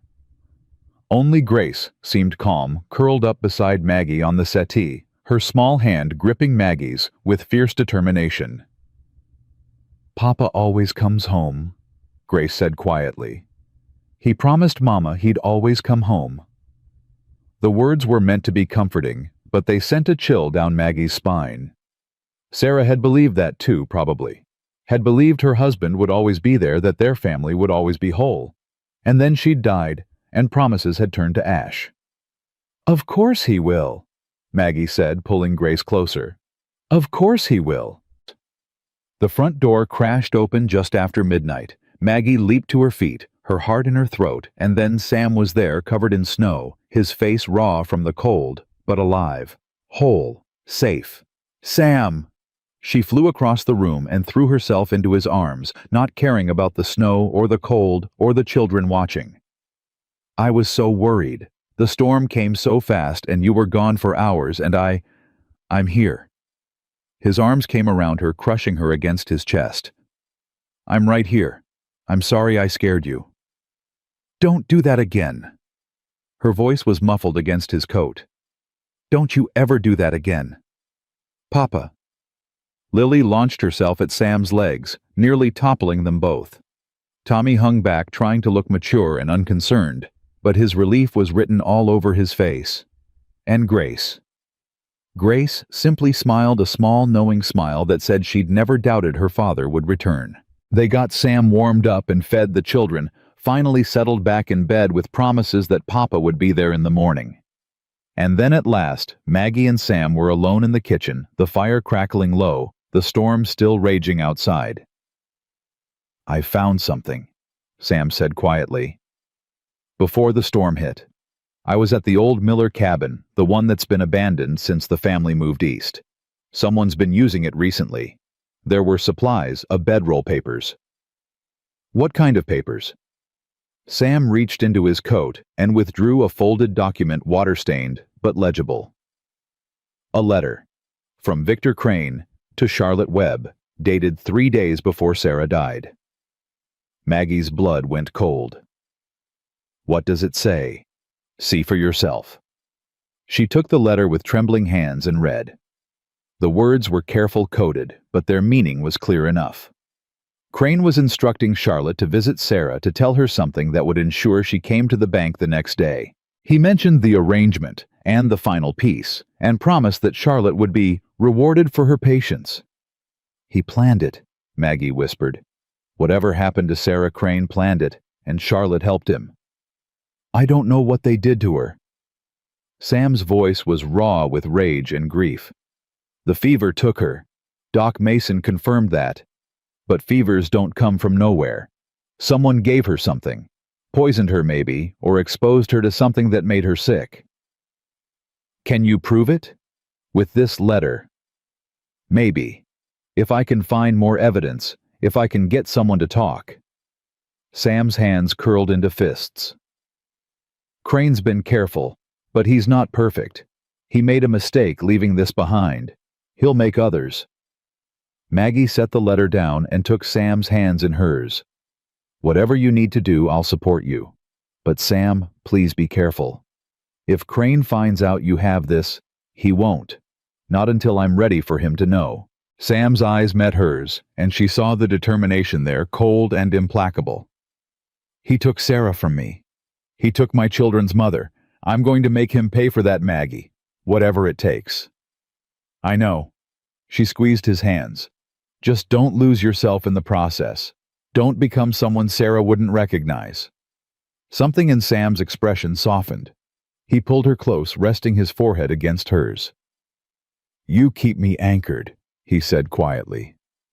Every day you remind me what I'm fighting for.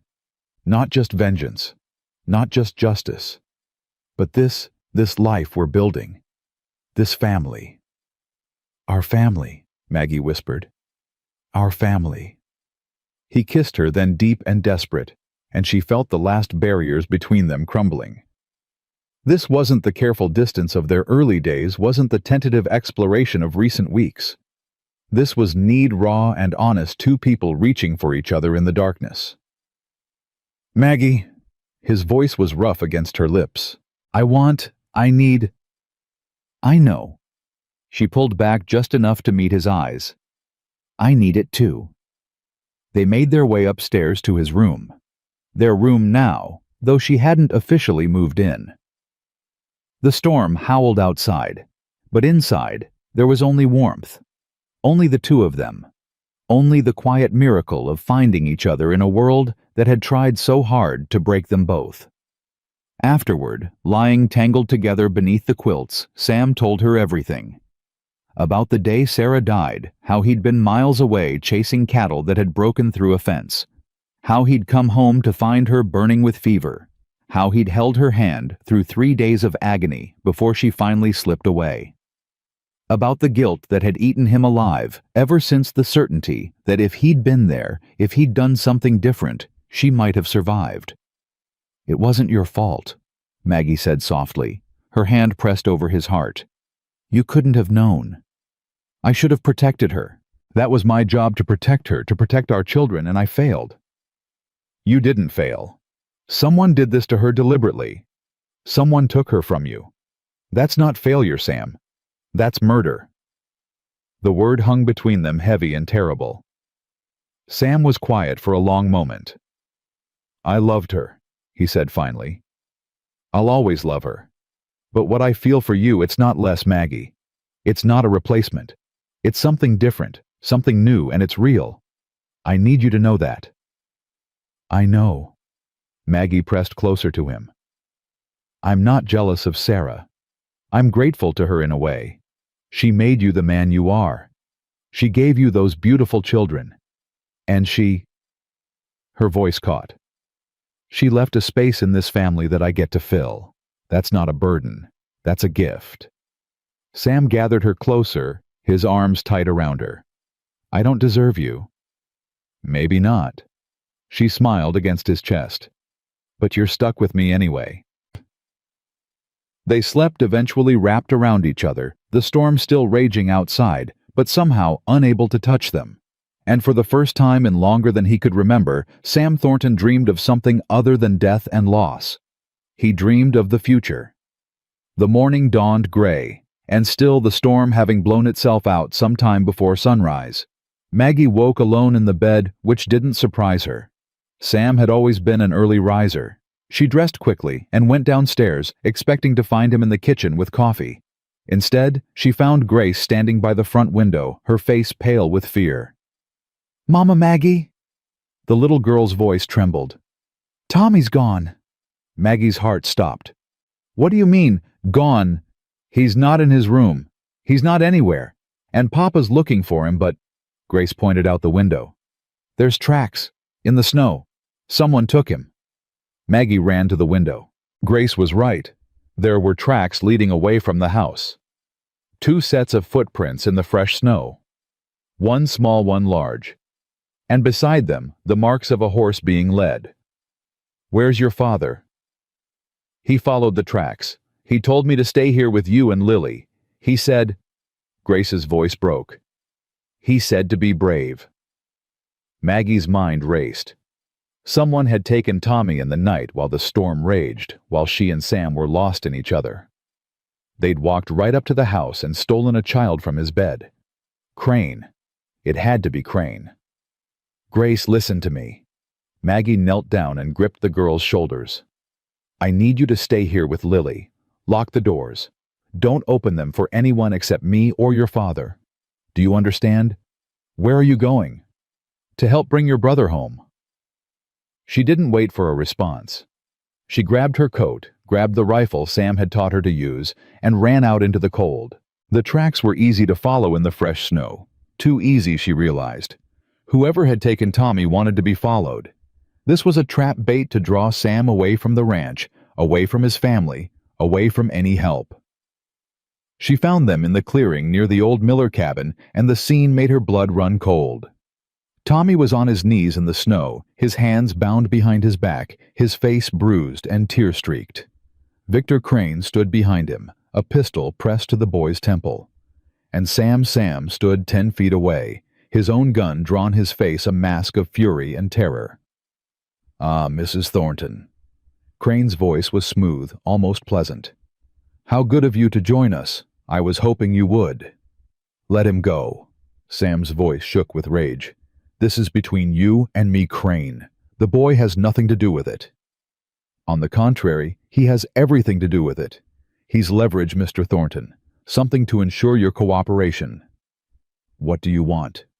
"What I've always wanted. The ranch. Your land. Everything you have." Crane's smile was ice. "I've been patient, you see. I waited for grief to break you. I waited for the burden of raising 3 children alone to crush you. But you refused to bend. And now you've brought this woman into your home, this stranger who somehow managed to put your broken family back together." His eyes moved to Maggie, and she saw hatred there, pure and bottomless. "You ruined everything," he said softly, "just like Sarah did all those years ago. She could have had wealth status, a life of comfort. Instead, she chose this." He gestured contemptuously at Sam. "A dirt farmer playing at rancher, and now you've done the same thing." "Sarah chose love."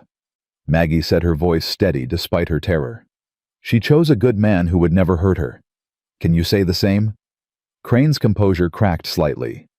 "Sarah made a mistake I tried to correct. By killing her." The words fell like stones.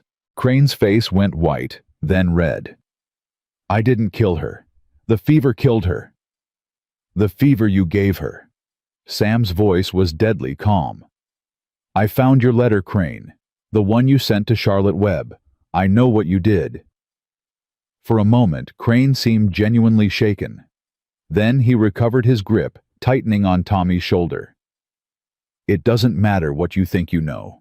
No one will believe you. I own this town, the sheriff, the judge, everyone who matters. You're nothing but a grieving widower with a grudge." "Maybe so." Sam took a step forward. "But I'm also a father whose son you're threatening. And if you hurt him, if you so much as scratch him, I will kill you, Victor. Slowly, painfully. And I'll make sure you know exactly why you're dying every second of the way." Something flickered in Crane's eyes, fear maybe, or just the recognition that he was dealing with a man who had nothing left to lose. "Papa." Tommy's voice was small but steady. "Papa, I'm not scared." "I know, son. You're being so brave. Just hold on a little longer. Actually, I think we're done here." Crane raised his pistol toward Sam. "I'm tired of waiting. I'm tired of watching you cling to what should have been mine. So here's what's going to happen. You're going to sign over the deed to your ranch. Then you're going to take your worthless family and leave Wyoming forever. And if you don't—" He didn't finish the sentence. He didn't need to. "And if I refuse, then I kill the boy. Then I kill your wife. Then I burn down your house with your other children inside. And then only then I kill you." Crane's voice was flat empty of anything resembling humanity. "Those are your choices, Thornton. There are no others." Sam's gun wavered.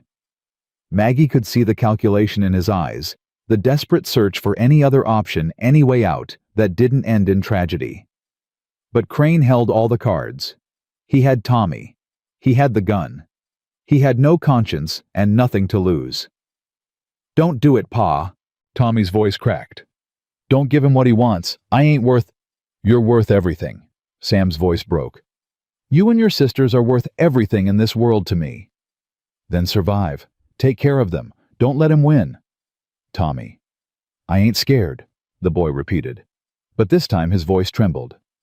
"Mama always said brave people get scared too. They just do what's right anyway." Maggie's heart shattered.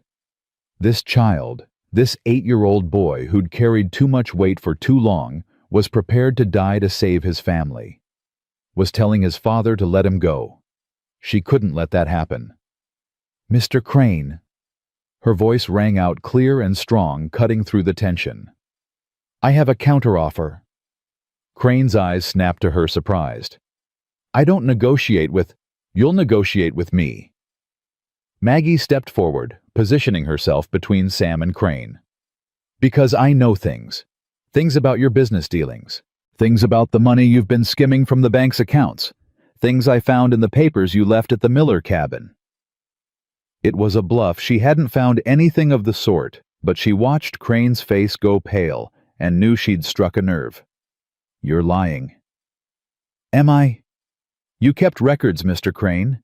Careful, detailed records of every payment you made, every official you bribed, every law you broke. You couldn't help yourself, men like you never can. You need to see the evidence of your own cleverness." "There are no records." "Then you won't mind if I tell the territorial marshal where to look. I sent a letter this morning before I followed you here. If anything happens to this family, anything at all, that letter will reach its destination. And then your whole empire comes crashing down." Crane's composure shattered completely. "You're bluffing. You have to be bluffing." "Try me." The moment stretched, tension crackling in the cold air. Maggie held Crane's gaze, refusing to look away, refusing to show fear. Behind her, she heard Sam's sharp intake of breath, felt his readiness to move if the opportunity arose. And then, incredibly, Crane's gun hand began to tremble.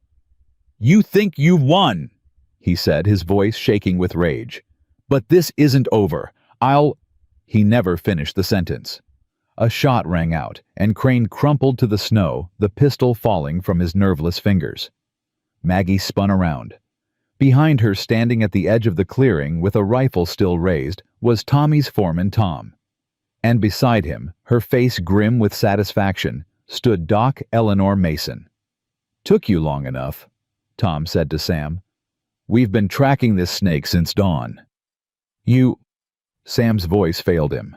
He ran to Tommy, falling to his knees in the snow, gathering his son into his arms. Tommy, are you all right?" "I'm okay, Pa." The boy was crying now, great heaving sobs of relief. "I'm okay. I knew you'd come. I knew you wouldn't let him hurt me." Sam held him tight, rocking him, his own tears streaming down his face. And Maggie. Maggie stood in the snow and watched, her heart so full she thought it might burst. It was over. The threat that had hung over this family for years, the shadow of Victor Crane and his obsessive hatred, it was finally truly over. Doc Mason approached her, expression softening as she looked at the reunited father and son.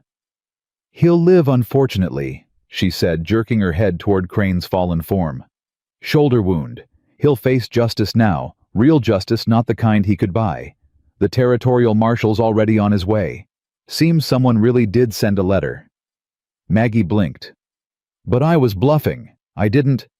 "I did." Doc Mason's smile was fierce. 2 days ago, after I heard what Sam was digging up.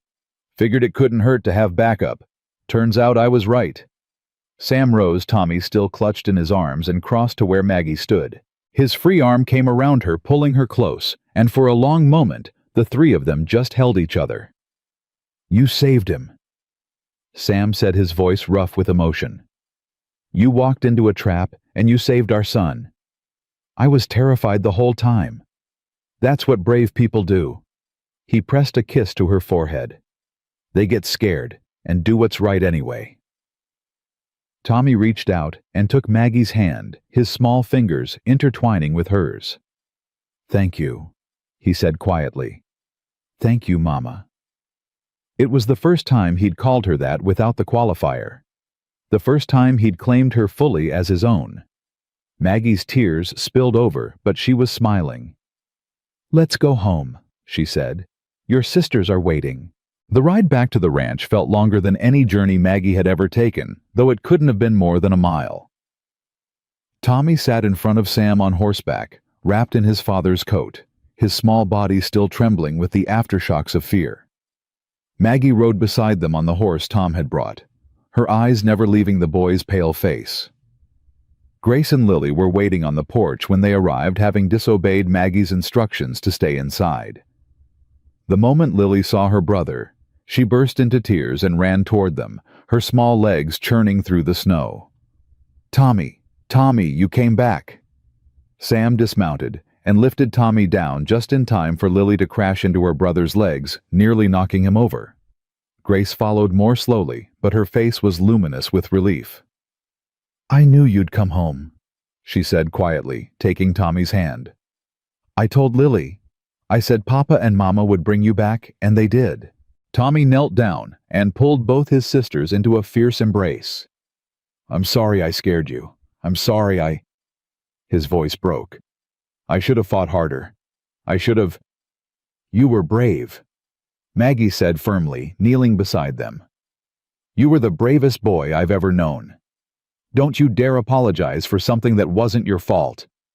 "She's right." Sam crouched down to join them, gathering all three children into his arms. "What happened wasn't your fault, son. It was the fault of a very bad man who's going to pay for what he did. The only thing you did was survive. and that's exactly what you were supposed to do." They stayed like that for a long moment, the five of them huddled together in the snow, holding on to each other like survivors of a shipwreck, finally reaching shore. And in a way, that's exactly what they were, survivors clinging to each other after years of storms had tried to tear them apart. The weeks that followed brought a kind of peace the Thornton Ranch hadn't known in years. Victor Crane was transported to Cheyenne to face trial for kidnapping conspiracy, and after Charlotte Webb broke down and confessed everything in exchange for leniency accessory to murder. The poison that had killed Sarah, it turned out, had been administered through a bottle of rosewater Charlotte had given her as a gift during her visit. Slow-acting enough to seem like natural fever, deadly enough to ensure she'd never recover. Sam received the news in the kitchen with Maggie beside him, and for a long moment he simply sat there staring at nothing. Then he put his head in his hands and wept great racking sobs that seemed to come from somewhere deep inside him. A wound that had been festering for 2 years finally lanced and drained. Maggie held him through it, saying nothing, just letting him grieve. And when the tears finally stopped, he looked at her with red-rimmed eyes and said, "She didn't just die, she was murdered. And I spent 2 years blaming myself for not being there when the truth was, I couldn't have saved her no matter what." "You couldn't have known." "No, but I know now." His jaw tightened. "And knowing it doesn't bring her back, but it helps. It helps to know it wasn't some random cruelty of fate. It was a choice someone made, and that someone is going to face justice." Charlotte Webb was arrested that same week. She tried to flee to California, but the territorial marshal caught her at a train station in Salt Lake City. The trial, when it came, was short and decisive. Both she and Crane were sentenced to hang a judgment that sent shockwaves through Redstone Valley, where Crane had controlled so much for so long. "It's over," Doc Mason told Maggie when she stopped by to check on the family a few days after the sentencing. "Really over this time. That man's shadow has hung over this territory for years. Now it's finally gone." "Does it feel strange?" Maggie asked. "To have something you've dreaded for so long just end?" "Strange isn't the word I'd use." Doc Mason's weathered face creased into something like a smile. "More like relief. Like taking off a coat you didn't realize was weighing you down until it was gone." She studied Maggie with those sharp, assessing eyes. "Speaking of things you didn't realize, how are you feeling these days?" Maggie blinked. "Fine. A little tired maybe, but there's been so much going on. Tired. Nauseated in the mornings. Appetite different than usual." The questions brought Maggie up short. She'd been so focused on the crisis, on keeping the family together, that she hadn't paid attention to the small changes in her own body. But now that Doc Mason mentioned it, I don't know. Maybe." Doc Mason's smile widened. "Come see me next week. I'd like to do an examination, just to rule out certain possibilities." Maggie watched her go, her mind spinning. She couldn't be.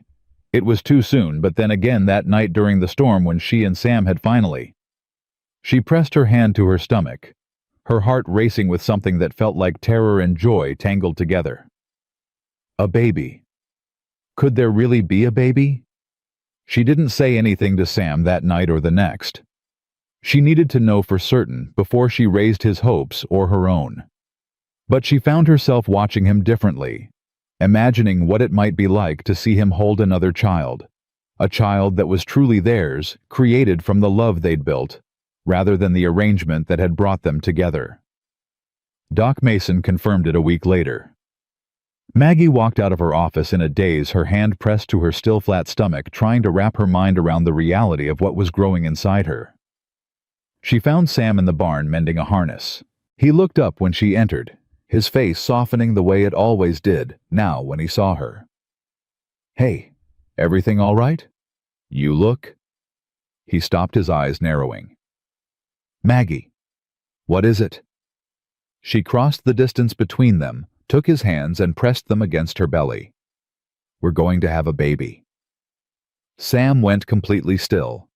For one terrifying moment, Maggie thought she'd made a mistake, that he wasn't ready, that this was too much too soon, that the joy she'd expected to see was going to be replaced by panic or regret. Then his face crumpled, and he pulled her into his arms so tightly she could barely breathe. "A baby," he whispered against her hair. "Our baby. Maggie, is this real? Doc Mason confirmed it this morning. Early summer, she thinks, based on—" Maggie felt herself blush. Based on timing. Sam pulled back to look at her, and his eyes were wet with tears. "The night of the storm. When we—" "Yes." He laughed, then a sound of pure, unguarded joy that Maggie had never heard from him before. He lifted her off her feet and spun her around right there in the barn with the horses watching and kissed her until she was dizzy. "I love you," he said when he finally set her down. "I love you, Margaret Thornton. I should have said it sooner, should have said it every day since you got here, but I was scared. Scared of losing someone again, scared of hoping for too much. But I'm not scared anymore. I love you. And I love our children, and I love this life we're building, and I'm going to spend every day from now until I die, making sure you know it." "I love you too." Maggie's voice was thick with tears. "I didn't expect to when I got on that train in Boston. I thought I was going to a prison. I thought my life was over. But instead I found—" She gestured helplessly, unable to find words for everything she meant. "I found you. I found the children. I found a family. I found home." They told the children that evening at supper, and the reaction was everything Maggie could have hoped for. Tommy went quiet processing, then broke into a grin so wide it transformed his whole face. Grace clapped her hands and immediately began making plans for how she would help take care of the baby. And Lily. Lily threw herself at Maggie's middle and announced loudly that she was going to be the best big sister in the whole world. "Can we name it?" she demanded. "Can I pick the name?" "We'll all pick together," Sam said, laughing.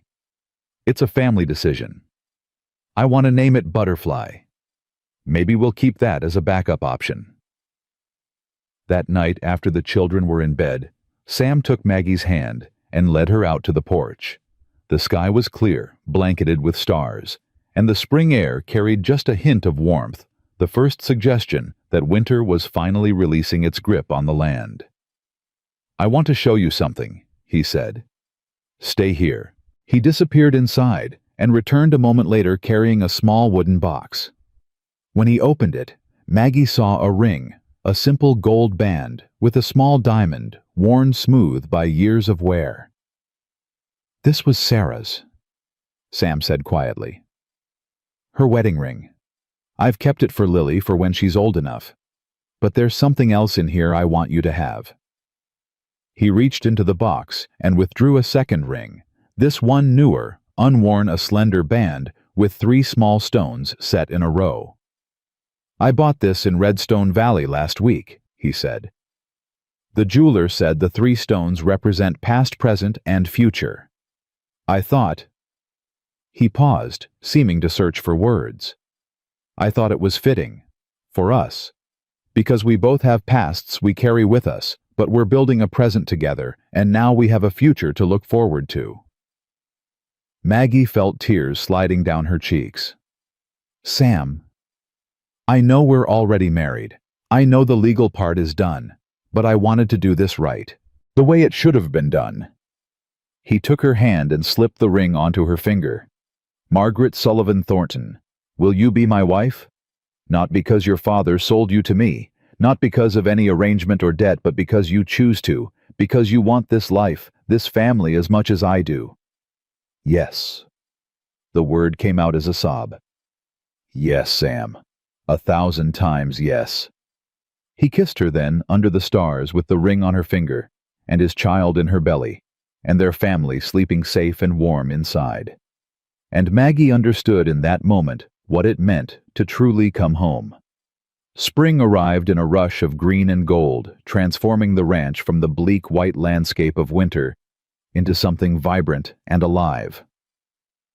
The cattle grew fat on new grass, the horses foaled healthy babies, and everywhere Maggie looked there were signs of renewal and hope.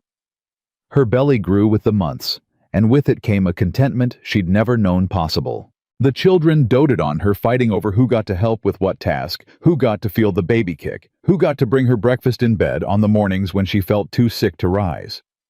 Tommy had appointed himself her personal guardian, insisting on carrying anything heavier than a teacup, and hovering protectively whenever she so much as climbed a stair. Grace had taken to drawing pictures of the baby imaginary portraits of a child not yet born, with varying numbers of limbs and sometimes wings, because angels have wings, and babies are basically angels. And Lily. Lily had decided that the baby was already her best friend, and spent hours talking to Maggie's stomach, describing everything from the color of the sky to the adventures they would have together once her sibling finally decided to come out and play.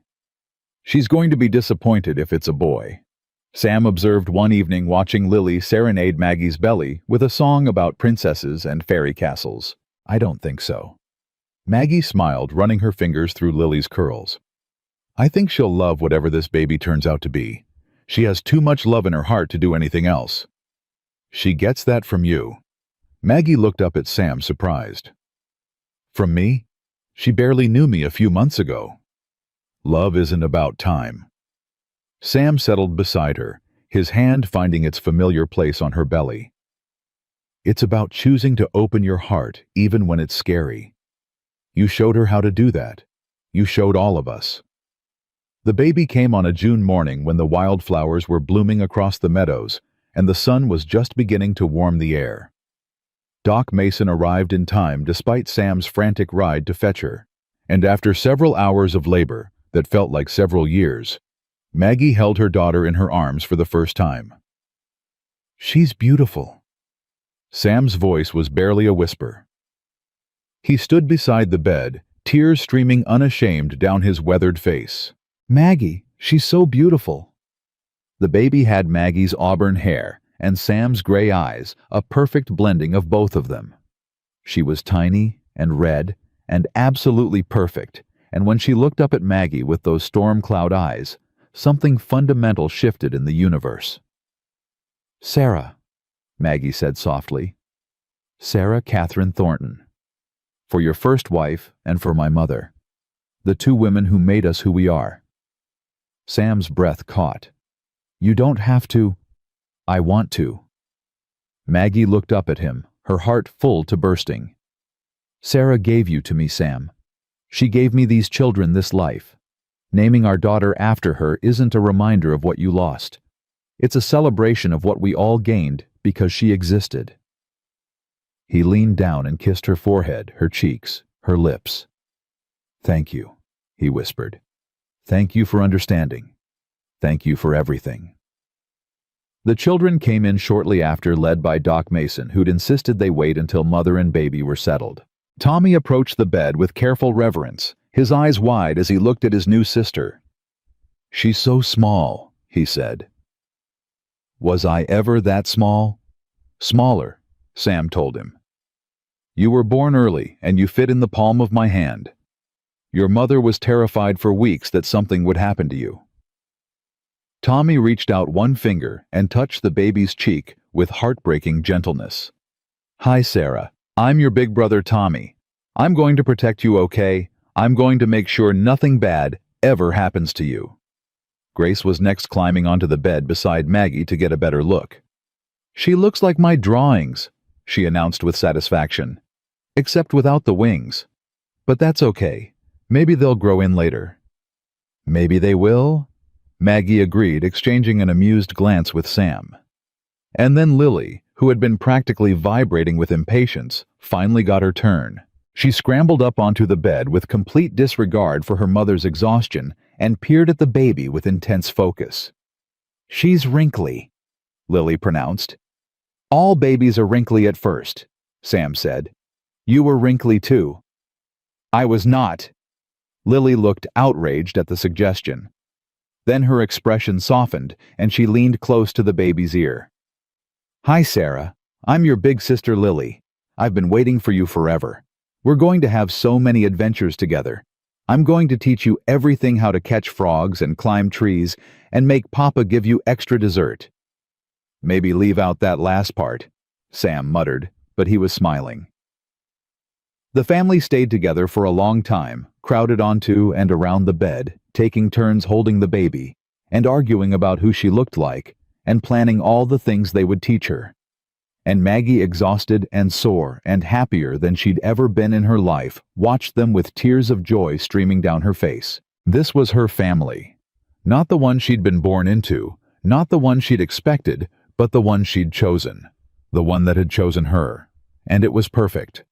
The summer passed in a golden haze of new motherhood and family joy. Maggie recovered her strength quickly, and soon baby Sarah was a fixture at all family activities, strapped to someone's chest during meals passed from arms to arms during evening readings, sleeping in her cradle by the fire while her siblings played nearby. The ranch prospered.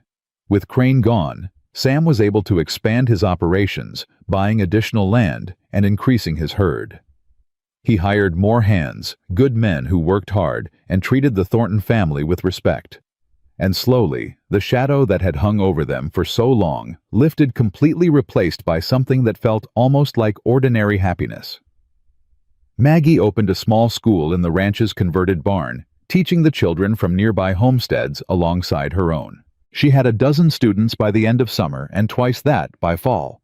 The dream she'd thought lost forever had found a new form, one that fit perfectly into the life she'd built. On a crisp October evening, exactly 1 year after Maggie had arrived in Wyoming, Sam surprised her with a family gathering. Ruth Brennan came from town along with Doc Mason and Tom the foreman and his wife, the neighbors who'd become friends over the past months. People who had watched the Thornton family heal and had celebrated each step of their journey. "A toast," Sam said, raising his glass. "To family. Not just the one we're born with, but the one we choose. The one we build piece by piece, through love and sacrifice and stubborn determination. To family." The gathering echoed. Sam's eyes found Maggie's across the room, where she sat with baby Sarah in her arms and Lily pressed against her side. Grace was helping Tommy pass around plates of food, both children moving with a confidence and ease that would have been unthinkable a year ago.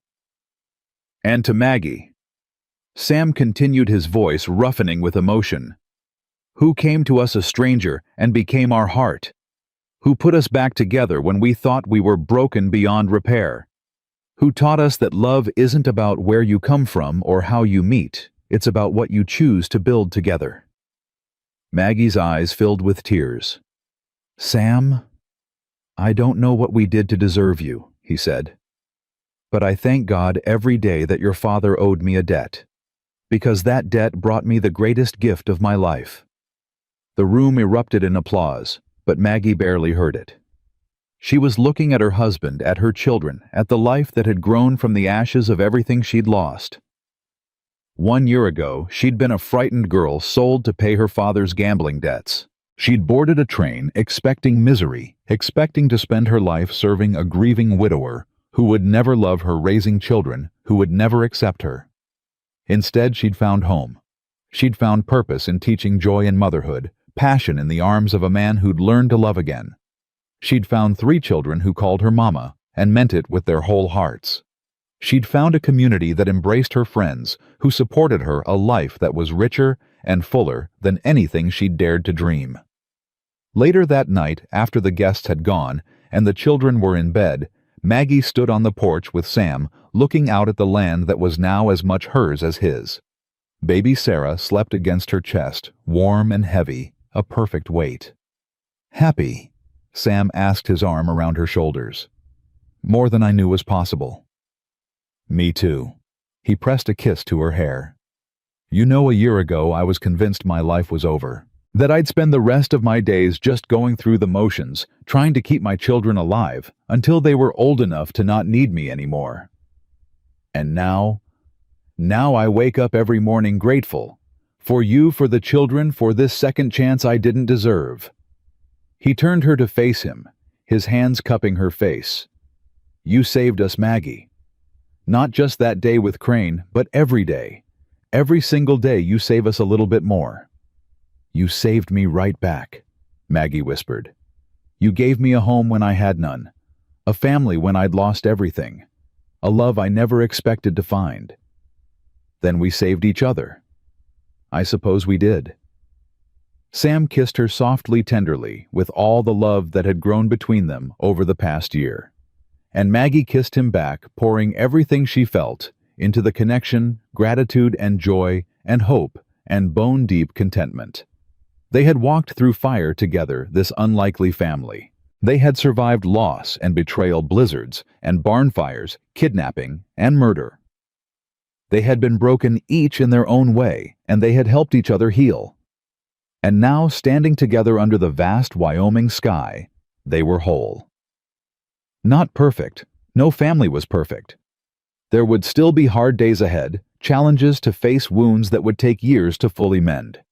But they would face it all together, this family forged from necessity and transformed by love.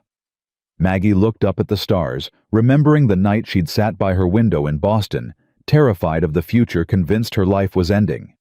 She hadn't known then what she knew now, that endings were sometimes just beginnings in disguise.